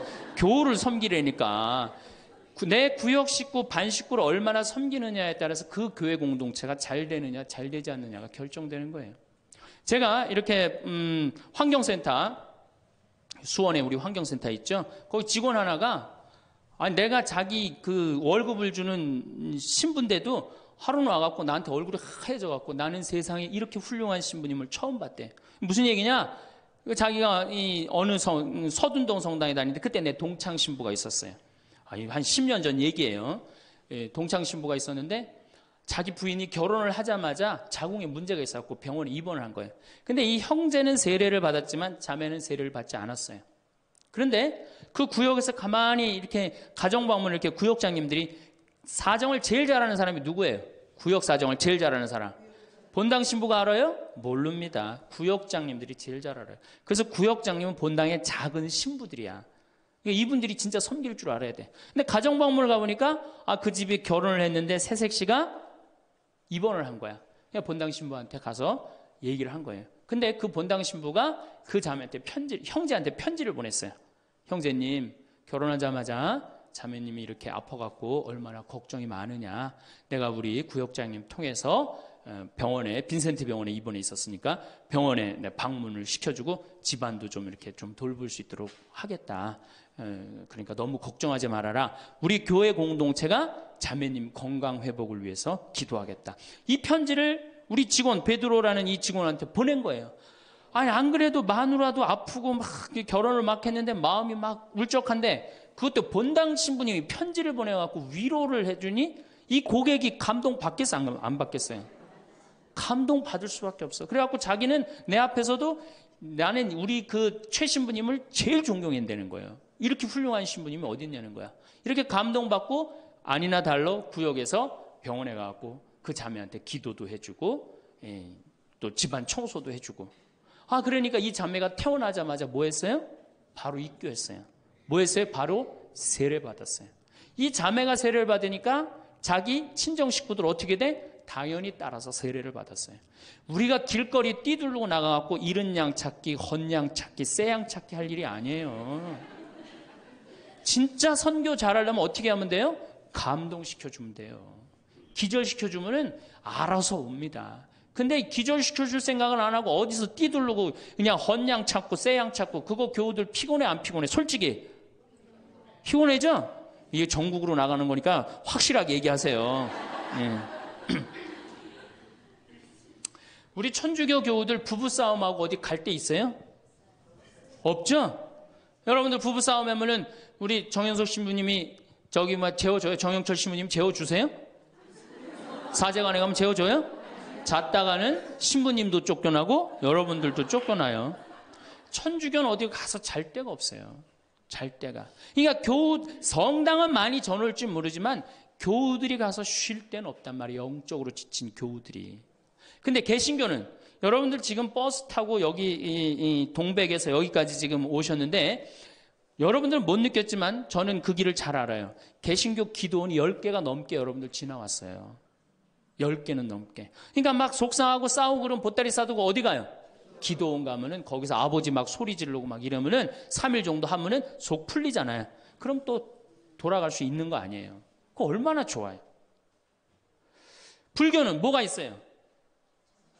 절에 가면 암자에서 다 재워줍니다. 제가 88년에 희방사라는 데를 갔었어요.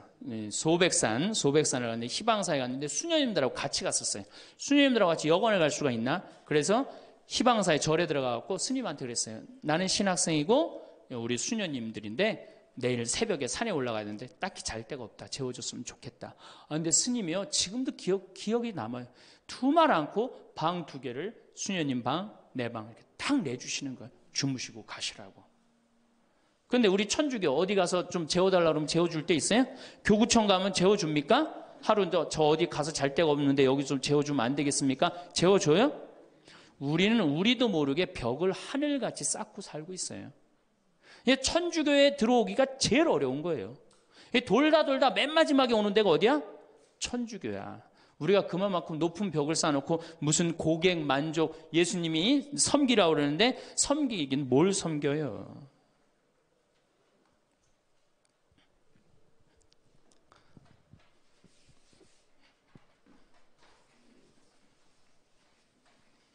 제가 그 2000년에 우리 정신부님이랑 나랑 똑같이 2000년에 정신부님 모현성당에 발령을 받았고 저는 능평성당에 발령을 받았어요.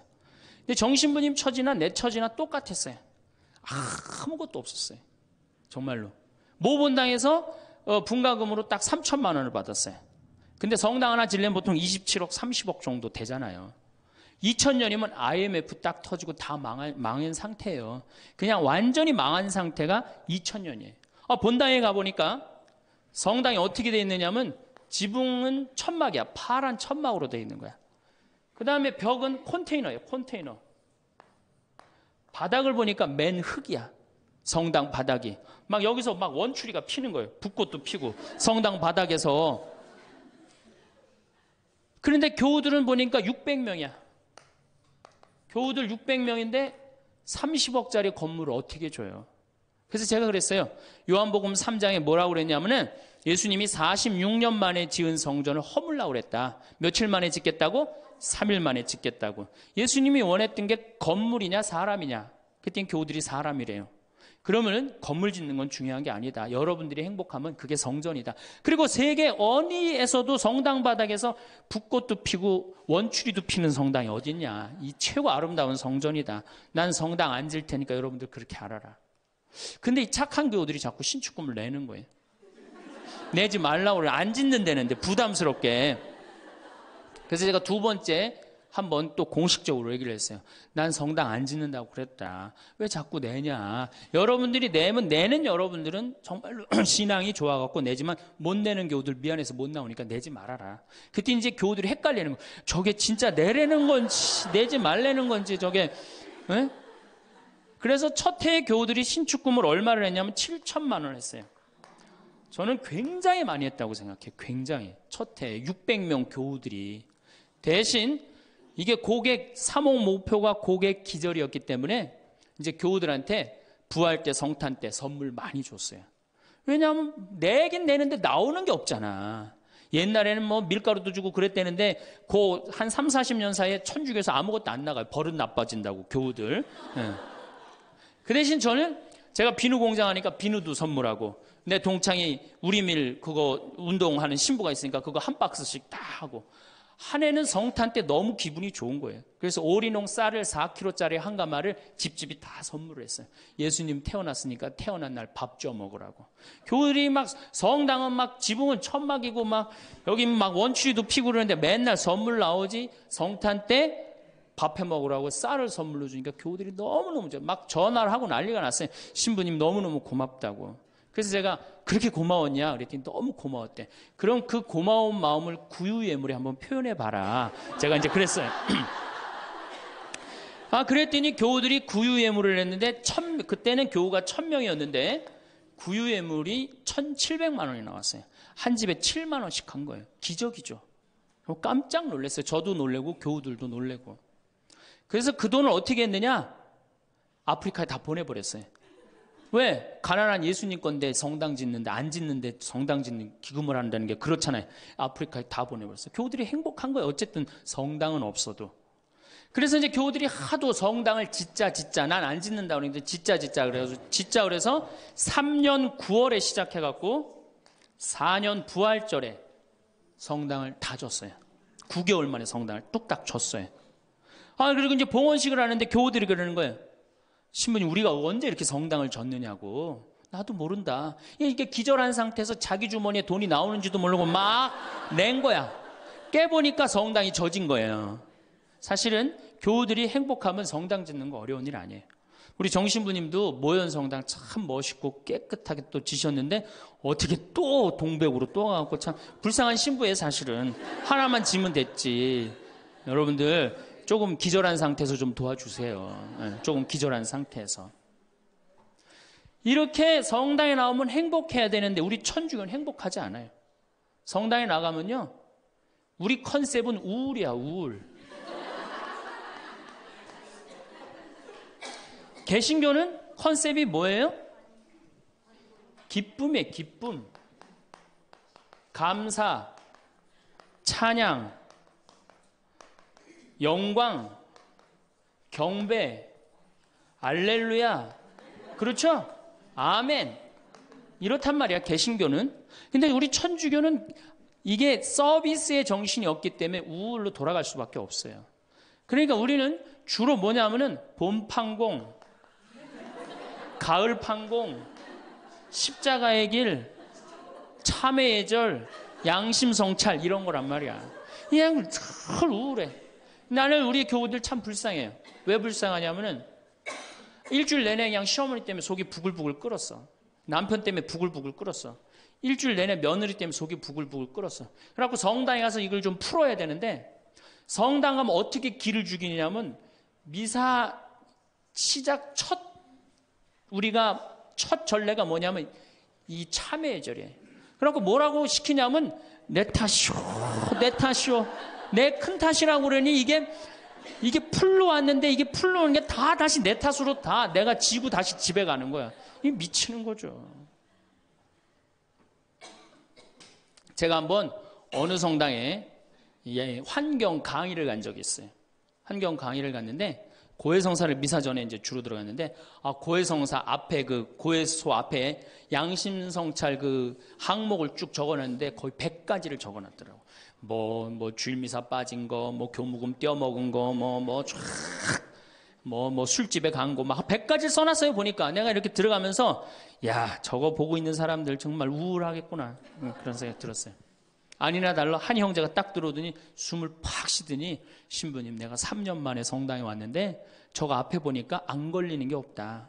그중에 특별히 6번, 27번, 65번이 걸린다는 거예요. 이놈은 100가지 중에 그걸 내가 어떻게 알아. 6번이 무슨 죄인지. 그래서 내가 보석으로 2번, 6번, 8번 하라고 그랬어요.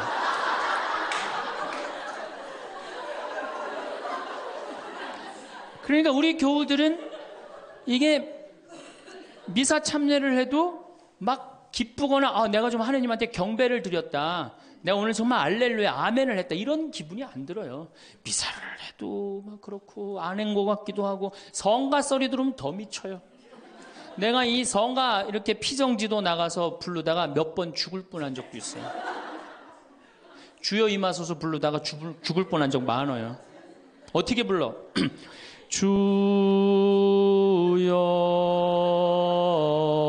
주여 임하. 언제 숨 쉬어야 돼 이거? 이러니 죽는 거지. 이러니까 죽는 거지.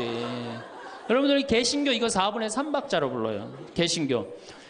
주여 임하소서 내 마음에 암흑에 헤매는 한 마리 양을 태양과 같으신 사랑에 얼마나 좋아. 근데 우리는 이거를 어떻게 부르냐면 청승을 떨면서 불러요. 청승.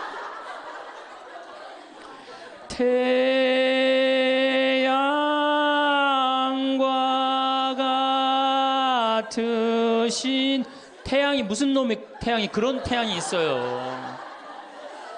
그래서 성가하고 나면 힘들어 막 기쁜 게 아니라. 그렇지 않아요? 난 대림절에 제일 부르기 싫은 노래가 구세주 빨리 오사야. 그 노래 미칩니다. 그게 빨리 오라는 거예요? 오지 말라는 거지. 성주술 언제 갑니까? 5월에 가죠? 9월에 가죠? 여러분들 본당 신부님 정말로 훌륭한 본당 신부님 만나갖고 5월 오늘 2일이죠? 이 좋은 때 얼마나 경치가 좋아요 여기. 좋죠? 이렇게 좋은 데 딱 들어와서 장미 만발하고 철쭉 쫙 펴있고 하늘은 파랗고 구름도 높고 얼마나 좋아. 가을에 코스모스 만발하고. 근데 이제 솔매로 성주순례를 간단 말이야. 근데 막 버스를 타려고 그랬는데 내 마음에 맞는 자매가 내 같은 버스를 탔어. 그럼 막 손잡고 팔짝팔짝 뛰어. 그 다음에 허리에는 돈주머니도 차고 간식도 했단 말이야. 근데 레지오 단장이 가만히 보니까 우리 컨셉은 우울인데 저거 너무 들떴다. 그래갖고 이제 버스에 딱 올라타면은 묵주를 딱 꺼내라고 그래.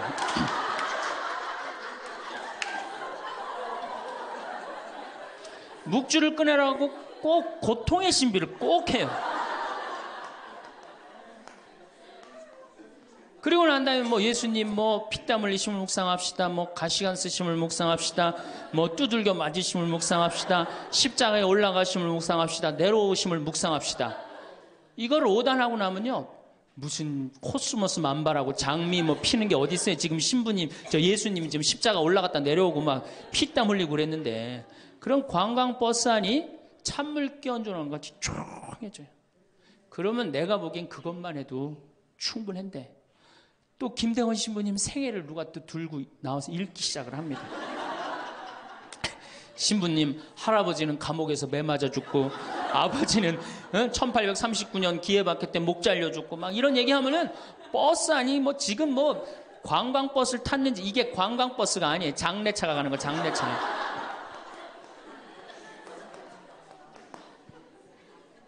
그래갖고 신부님이 1836년에 여러분들 신부님이 1836년에 떠나서요. 마카오에 1837년 6월에 도착하세요. 6개월 동안을 걸어서 간 거예요. 기가 막히죠? 그런데 신부님 유학 중에 신부님 1836년에 떠났으니까 아버지가 39년에 죽어요. 순교를 하세요. 그러니까 유학 중에 아버지가 죽은 거야. 얼마나 이게 그 어린 그 신학생한테 마음이 아프겠어요. 정말 기가 막히죠. 그럼에도 불구하고 조선교회를 위해서 견디죠.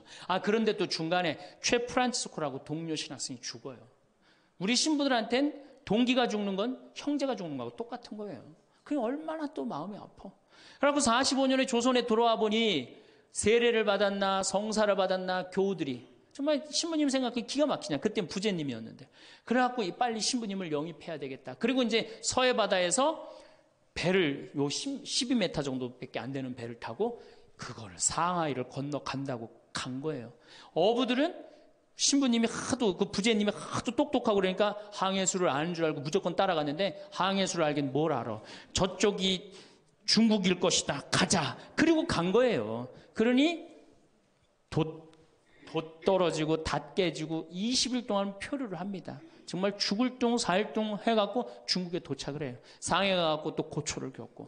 그래서 이제 주교님을 만나갖고 서품을 받고 또 어떻게 또 중국에서는 또 어떻게 저쪽이 조선일 것이다. 그것도 주교님까지 모시고 가자. 그래갖고 갔어요. 갔는데 웬걸 딱 도착을 했는데 사람이 말을 했는데 이상한 말을 하는 거. 어디서 와서 꽝 이러는 거예요. 제주도로 간 거예요. 제주도로. 잘못 가갖고. 제주도에서 또 미사를 봉헌하시고 인천 아파트로 와서 사목을 하는데 잠을 잡니까? 뭐를 합니까? 그러다가 6월 달에 순이도에서 붙잡히세요. 붙잡혀갖고 한양으로 압송을 되는데 6월에서 9월이면 여름을 지나는 거 아니에요?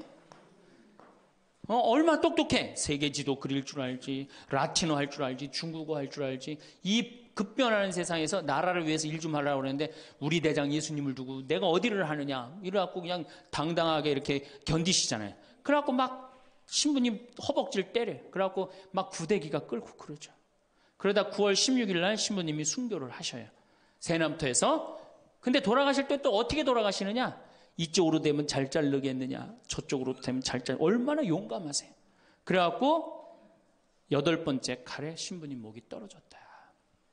이렇게 훌륭한 성인 신부님을 모시고 사는데 여러분들 뭐 하는 거냐? 주일 미사도 잘 안 나오고 선교도 안 하고 그럼 또 그냥 팍 기가 죽어갖고 고개를 또 우울 컨셉으로 고개를 숙이는 거야. 자, 장하다 순교자 합시다. 장하다 순교자 주 이래면 진짜 장례차가 가는 거예요. 그래갖고 이제 성지에 도착을 하면은 시키지 않았는데도 십자가의 길 알아서 해요. 시키지 않았는데. 그리고 이제 밥을 먹고 나면은 레지오 단장이 미안한 거야. 그래도 1년에 한 번 관광버스 타고 나왔는데 이거 묵주기도부터 기죽이기 시작해갖고 뭐 신부님 생에 막 아버지도 죽고 할아버지도 죽고 엄마는 거지가 돼서 돌아다니고 막 장하다 순교자까지 하고 막 십자가 얘기를 하고 하늘은 파랗고 꽃은 만발한데 너무 우울해. 그럼 이제 전심 때 술을 따르기 시작합니다. 한 잔씩 먹이기 시작해요.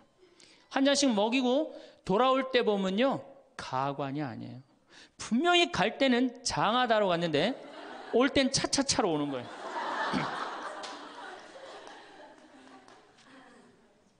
제가 보좌신부 때 그때는 92, 3년도니까 대단했었어요. 지금은 많이 사고 때문에 못 일어나게 했죠. 그때는요. 관광버스 그 사이에 나와갖고 춤 엄청나게 췄어요. 내가 거긴 굉장히 큰 성당인데 7개 꾸리아였어. 여성 꾸리아가 4개나 있었어요. 성주순례를 가고 싶은데 젊은 보좌 신부랑 가고 싶은 거예요. 나한테 한 달을 조르는 거 가자고. 난 가기 싫다. 왜 가기 싫으냐? 그랬더니 거기 가면은 갈 땐 거룩한데 올 때는 너무 정신 없어서 난 가기 싫다. 그래도 우리 단장들이 막아줄 테니까 신부님 갑시다. 그래서 제가 그럼 갑시다 하고 갔는데 갈 땐 역시 거룩하게 가더라고요. 근데 그 성당은 여러분들처럼 굉장히 젊은 성당이야. 젊은 아줌마들이 많았어요. 내리자마자 소주에 박스로 그냥 먹는 거예요. 근데 딱 버스에 올라탔는데 올라타자마자 복도에 나와서 춤추기 시작해요. 근데 저는 이해가 돼요. 1년 내내 우울했는데 딱 하루 스트레스 풀 수 있는 유일한 기회는 언제야? 성주순례 돌아오는 길. 한국 천주교 공인 다 똑같아요. 모든 성당이 다 똑같아요. 갈 땐 거룩하고 올 땐 난장판이에요. 막 춤을 추다가 자기네들끼리 춤추니까 재미없잖아. 보좌 신부하고 같이 추고 싶은데 맨 앞에 보좌 신부는 앉아있는데 이 단장님들이 막았는데 제가 어쩔 수 없이 끌려나갔어요. 제발 나 좀 그때 뭐 보좌 신부니 지금이야 이제 막 인상 쓰고 승질 부리면 되지만 그때는 그게 됩니까? 막 보좌 신부 때. 통제가 안 돼요. 그런데 성당 도착 2km 전에 기적이 일어납니다. 갑자기 누가 마이크를 붙잡더니 하늘에 계신 우리 아버지 이러면요. 다 자기 자리로 뛰어들어가요. 알아서. 나는 하늘에 계신 우리 아버지가 그렇게 전능한지 그때 딱 알아봐요. 하늘에 계신 우리 아버지 굉장히 전능하세요. 살다 보면 어떤 일이든 후회가 남기 마련입니다. 미리 알았더라면 후회를 덜 남길 수 있었을까요? 인생의 후반기를 보내고 있는 60대, 70대들은 그들이 지금껏 살아온 발자취 곳곳에서 후회를 발견한다고 합니다. 또 사람들은 죽기 직전 많은 깨달음을 얻는다고 합니다. 저마다 다른 삶을 살았던 사람들이지만 놀랍게도 후회하는 것은 거의 비슷하다고 하는데요. 사람들은 삶이 끝나갈 때쯤 돼서야 자신의 인생을 명확하게 돌아볼 수 있다고 합니다. 인생을 후회 없이 사는 사람은 아마 없을 것입니다. 인생은 고해라고 했듯이 고통과 번민 속에서 성장하고 늙어가는 것이죠.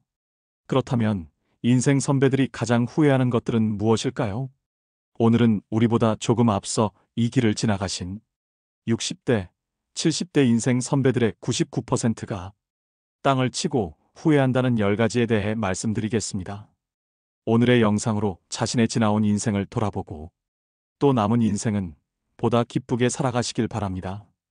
첫 번째, 저축을 많이 하지 못한 것. 은퇴 후 가장 큰 고민은 경제적인 어려움입니다. 고정 수입은 줄어들지만 지출은 계속해서 발생되는데요. 은퇴 직후에는 여행을 떠나거나 평소 하고 싶었던 취미 활동을 하는 등 나를 위한 재량적 지출을 많이 하게 됩니다. 그 이후 70세가 넘어가기 시작하고 건강이 나빠지면서 간병이 필요한 시기가 되면 지출은 급격히 늘어나게 됩니다. 그 외에도 자녀 지원비, 경조사비 등 각종 지출은 늘어가는 탓에 생활고에 시달릴 수 있습니다. 인간의 수명이 늘어나면서 노후 생활 기간도 덩달아 늘어났습니다. 그만큼 준비해야 할 돈도 많아졌다는 뜻이죠.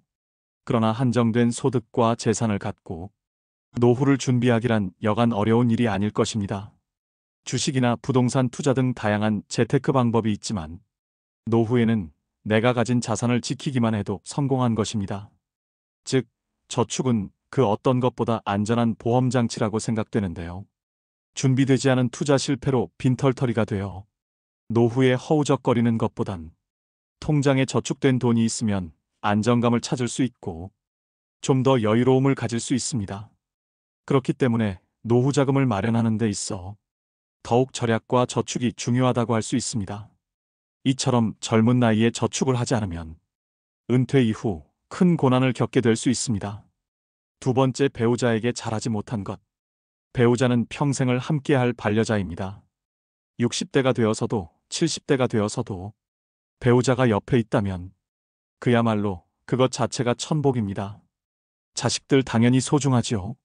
그런데 지금 내가 당장 아프거나 불편하면 누가 가장 먼저 달려와서 진심으로 나를 걱정해주고 보살펴줄까요?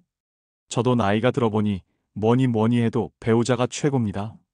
그러나 우리는 상대방의 소중함을 쉽게 간과해버리고는 합니다. 나이가 들수록 곁에는 서로만 남게 되며 자식도 다 부질없습니다. 요즘 황혼 이혼도 많이 늘어나는 추세라고 하는데요. 그까짓 이혼하자면 못할 줄 알고? 이런 생각은 오산입니다. 노년의 이혼은 젊은 시절의 이혼과는 차원이 다릅니다. 나이가 들수록 사람에게는 배우자와 가족이 소중해지지요. 배우자는 같이 늙어갈 유일한 동반자요. 가족은 자신의 삶은 증명해주는 증거이기 때문입니다. 젊은 시절에는 이혼을 해도 새로운 사람을 만나 가정을 이룰 수도 있지만 황혼이혼의 경우 그런 일이 쉽지만은 않습니다. 결국 대부분 혼자 쓸쓸하게 늙어가는 비참한 결과만 초래될 뿐입니다. 내 남편, 아내에게 후회하지 말고 배우자에게 최선을 다하며 앞으로의 노후를 그려나가셔야 됩니다. 세 번째, 건강을 소홀하게 한 것.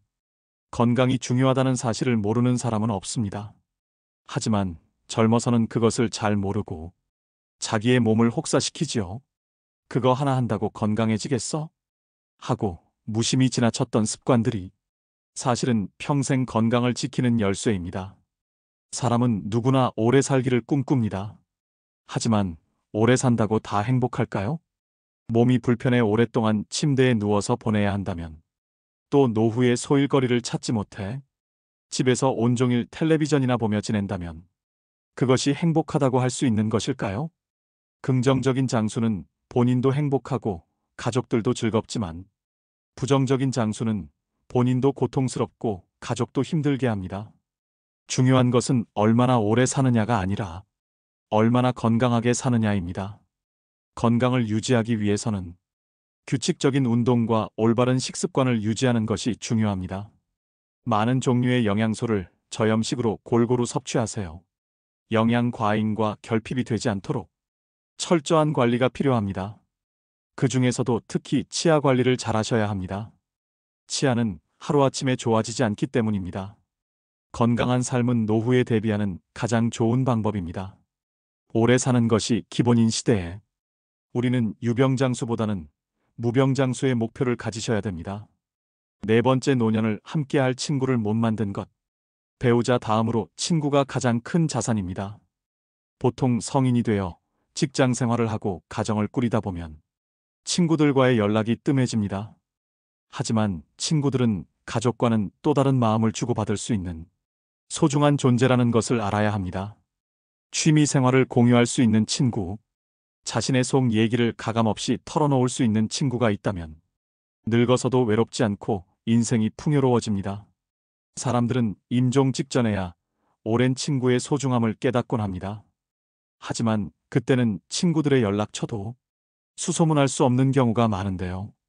오라는 친구가 있고 만나자는 친구가 있다는 것은 분명 큰 행복입니다.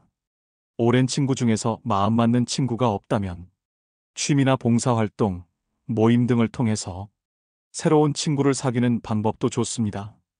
아무리 바빠도 노년에는 소중한 친구들에게 가끔 안부도 묻고 함께 시간도 보내며 교류를 이어나가는 것이 중요합니다. 자식들은 출가해서 가정 이루고 나면 바쁘다고 얼굴도 잘 안 보여줍니다. 평생을 함께할 친구가 없다면 노년은 무척 외롭고 쓸쓸하다는 것을 명심하셔야 됩니다. 다섯 번째, 평생 할 수 있는 취미를 만들지 못한 것. 다양한 취미 활동을 즐기는 것은 젊은 세대의 전유물이 아닙니다. 나이 들어도 취미 활동을 꾸준히 유지하는 것이 중요합니다. 취미라고 하면 거창하다고 생각해서 지레 겁부터 드시고 도전조차 안 하시는 분들이 많습니다. 등산과 가벼운 산책, 음악 감상, 독서 등과 같이 돈이 필요하지 않은 취미들도 많습니다. 한 연구에 따르면 60세 이상 사람들 중 취미가 있는 사람은 우울증 증상이 적고 행복감, 건강하다는 느낌, 삶의 만족도가 높다고 합니다. 말년의 삶의 만족도는 취미 활동과 가장 밀접하게 연관되어 있었는데요.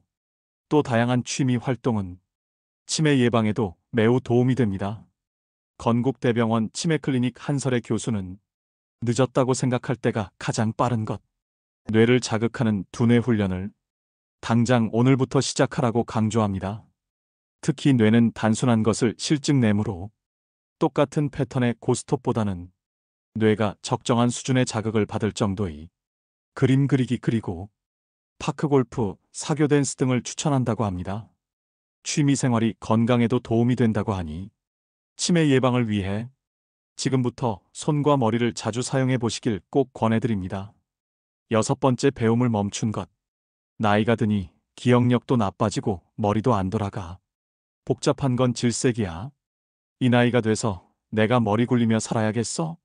주변에서 나이 드신 분들이 이런 소리를 하는 것을 많이 들어보셨을 겁니다.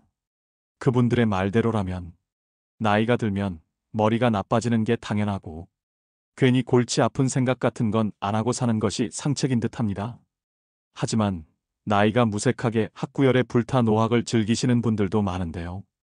60대, 70대에 공부하는 것은 지난 삶이 바빠서 하지 못한 공부를 하거나 여생에 필요한 지식을 습득하는 경우도 있고 또 단순히 시간을 보내는 한가로운 독서도 있습니다. 요즘에는 70대 이상의 노인들도 컴퓨터를 배우고 새로운 도전에 나서고 있습니다. 뇌과학자들의 연구에 따르면 인간의 뇌 용량은 아주 커서 평생 절반도 사용하지 못한다고 합니다. 결국 늙어서 머리가 나빠진다는 것은 노력하지 않는 사람들의 변명에 불과한데요. 그런데도 우리는 수많은 변명을 방패 삼아 새로운 무언가를 배우려 하지 않습니다. 하지만 그러기엔 우리에게 남겨진 인생이 너무나 깁니다. 은퇴 후 30년 이상의 세월을 더 살아야 하는데 그동안 아무것도 공부하지 않는다면 다른 사람보다 뒤처진 인생을 살 수밖에 없습니다. 특히 노년의 배움은 뇌를 지키는 가장 좋은 수단이기도 합니다. 뇌는 사용하면 할수록 노화가 더디게 진행됩니다. 따라서 노후의 건강을 지키기 위해서도 배움은 필수입니다. 7번째, 연금과 보험을 들지 못한 것. 노년기에는 뜻하지 않게 목돈이 들어가는 경우가 많습니다. 대부분 건강과 관련된 비용입니다. 60년대생들이나 그 이전에 태어난 사람들에게는 노후 준비에 대한 접근 방식이 현대의 젊은 세대와는 다르게 해야 한다는 건데, 노후 준비 시간이 상대적으로 적다는 점을 감안하여 고령자를 위한 특화된 투자 상품을 찾아볼 필요가 있습니다. 예를 들어 안정적인 수익률을 제공하는 연금 상품이나 저위험 투자 상품 등을 활용할 수 있습니다. 국민연금으로 쌀을 사고, 퇴직연금으로 반찬을 사고, 개인연금으로 편히 살 생각을 하라. 투자 전문가들이 연금을 두고 하는 말입니다. 이 말에서 알 수 있듯이 노후를 위한 연금 투자는 개인연금으로 완성됩니다. 국민연금과 퇴직연금만으로는 우리가 원하는 노후가 아닌 먹고 사는 생활만 가능한 노후가 될 뿐입니다. 안락한 여생을 위해서는 개인연금으로 우리의 곳간을 차곡차곡 채워나가야 합니다. 또한 투자에 대한 전문적인 조언을 받기 위해 금융 전문가의 도움을 청하는 것도 좋은 방법입니다. 노후 준비는 재무적인 준비뿐만 아니라 건강 상태를 유지하는 것도 중요합니다. 이는 의료비 부담을 줄이는데 도움이 될 뿐만 아니라 더 나은 삶의 질을 유지하는 데도 기여합니다. 한 살이라도 어릴 때부터 경제와 재테크에 관심을 갖는 게 중요한데, 이제는 선택이 아닌 필수인 시대인 것 같습니다. 이러한 돈을 아깝다고 생각하기보다 준비를 한다고 생각해야 합니다. 8번째, 내 인생에 더 도전하고 여행을 많이 다니지 못한 것. 그때 했어야 했는데, 그때 그 시절에 나만이 할 수 있었던 일이나 도전이 있었을 것입니다. 대부분의 사람들이 평생 살아오면서 가장 후회하는 것 중 하나가 도전을 하지 않았던 사실이라고 답했습니다. 이어 여행을 떠나지 않았던 사실을 안타까워했습니다. 자식 키우고 회사 일을 하느라 여유가 없었을 것입니다. 그래도 다른 돈을 아껴서 시간을 내서라도 여행을 떠나라고 인생 선배들은 조언합니다. 여행은 단순히 휴가나 오락으로 즐기는 것이 아니라 노후 생활을 더욱 풍요롭게 만들고 의미를 부여하는 과정이라고 할 수 있습니다. 건강과 사회적 연결성, 평화로운 노후를 위한 중요한 사항이라고 할 수 있으며, 여행은 훗날 회상할 수 있는 좋은 추억을 마련해 놓는 셈입니다. 9번째, 일기를 쓰고 기록을 남기지 못한 것. 은퇴한 나를 생각해보면 자신이 살아온 인생이 덧없이 느껴질 때도 있습니다. 그럴 때 평생 자신이 걸어온 발자취를 돌아보고 정리하는 것이 필요합니다. 그렇게 하기 위해서는 젊어서부터 기록을 남기는 습관이 필요합니다. 일기를 매일 쓰라고 말하는 것은 아닙니다. 다만 틈틈이 기록하고 사진 등을 남겨놓으면 나중에 자신의 삶을 정리하는 데 도움이 될 것입니다. 10번째, 자식과 대화를 많이 하지 못한 것. 자식들과 평소에 대화를 많이 하지 않았다면 노년의 소중한 친구 하나를 잃는 셈입니다. 늙고 병들면 자식들에게 의지하게 됩니다. 자식과 친밀한 관계를 유지해야 후회 없는 자식 농사를 했다고 느낄 수 있을 것입니다. 뿐만 아니라 자식과 건강한 유대감을 형성하는 것은 노년의 정신적 안정감에도 도움을 줍니다. 자녀들과 진정으로 소통하지 못했다면 노년이 불행할 것입니다. 여러분 어떠신가요? 사람들이 죽을 때 가장 후회하는 것들을 보면 평소 우리가 갈망하는 사회적 성공이나 재물에 대한 것은 없습니다.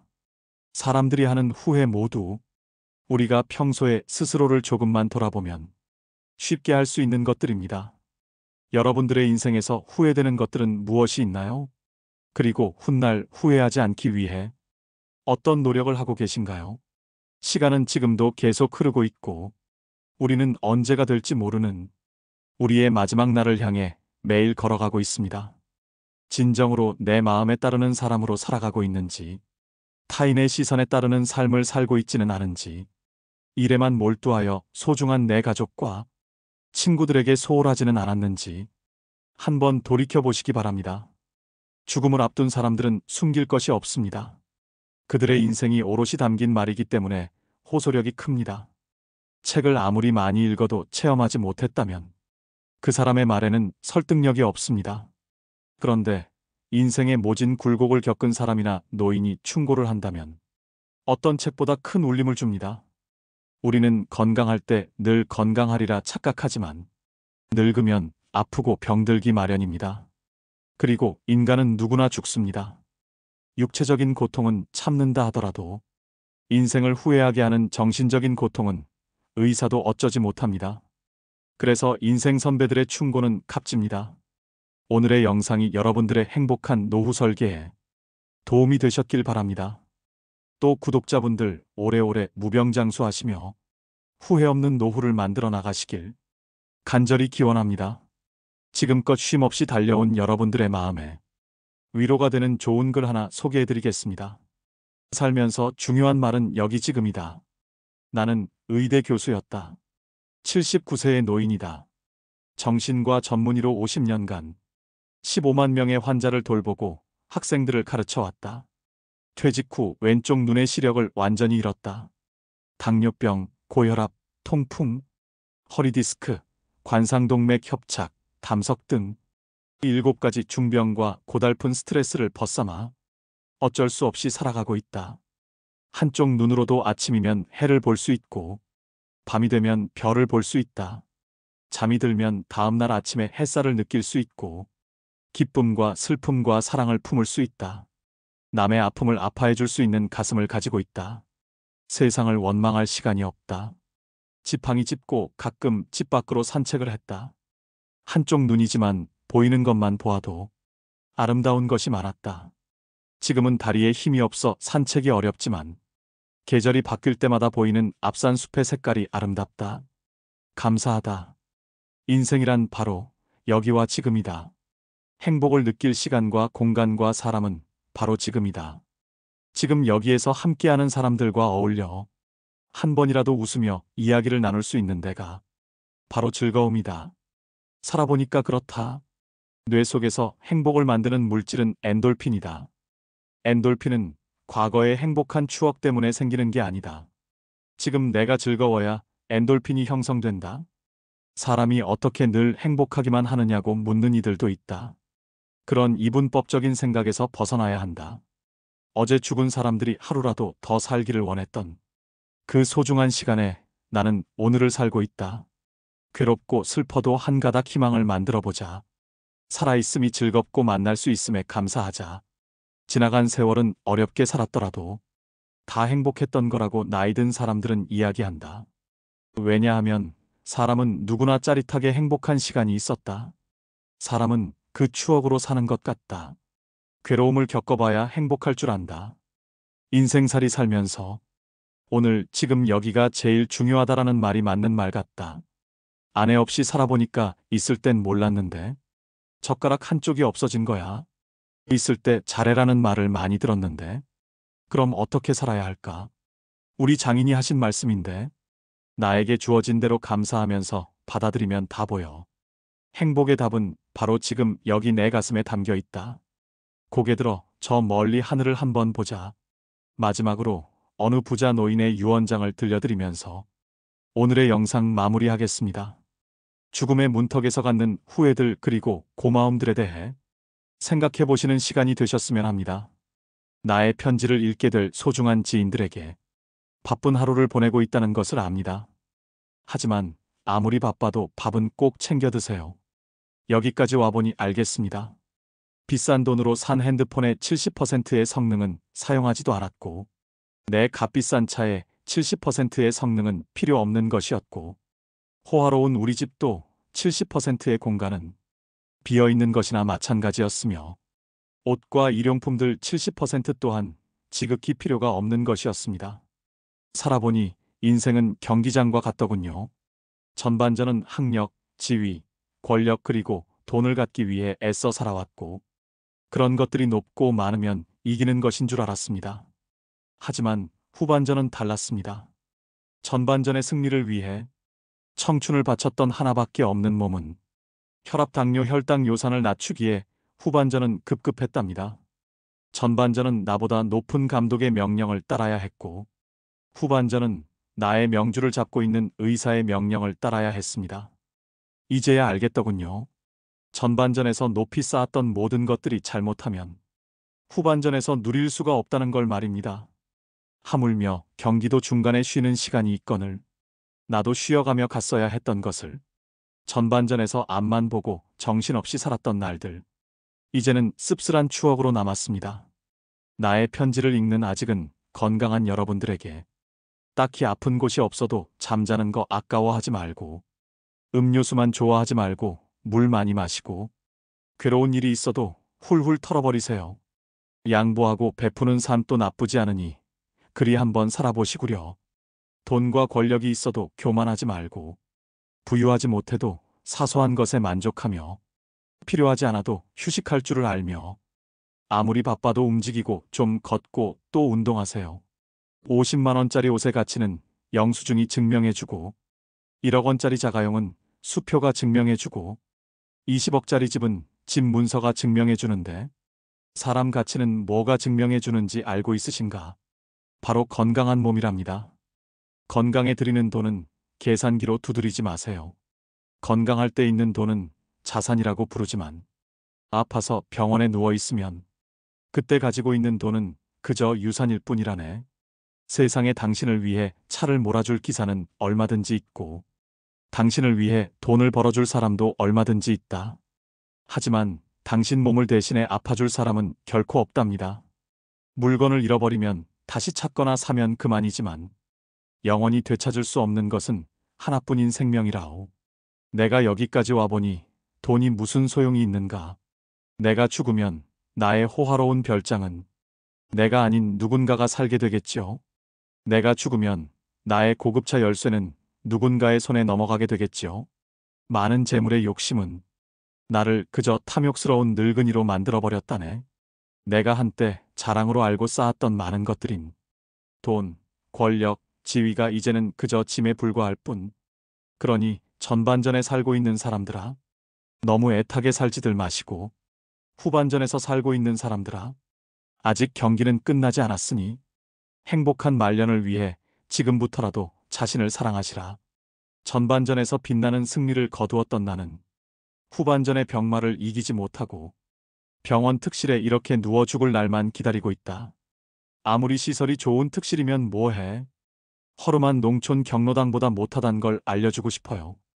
그래도 이 편지를 지인들에게 전할 수 있음에 따뜻한 기쁨을 느낀답니다. 바쁘게 세상 살아가는 그대들, 자신을 사랑하며 살아가기를.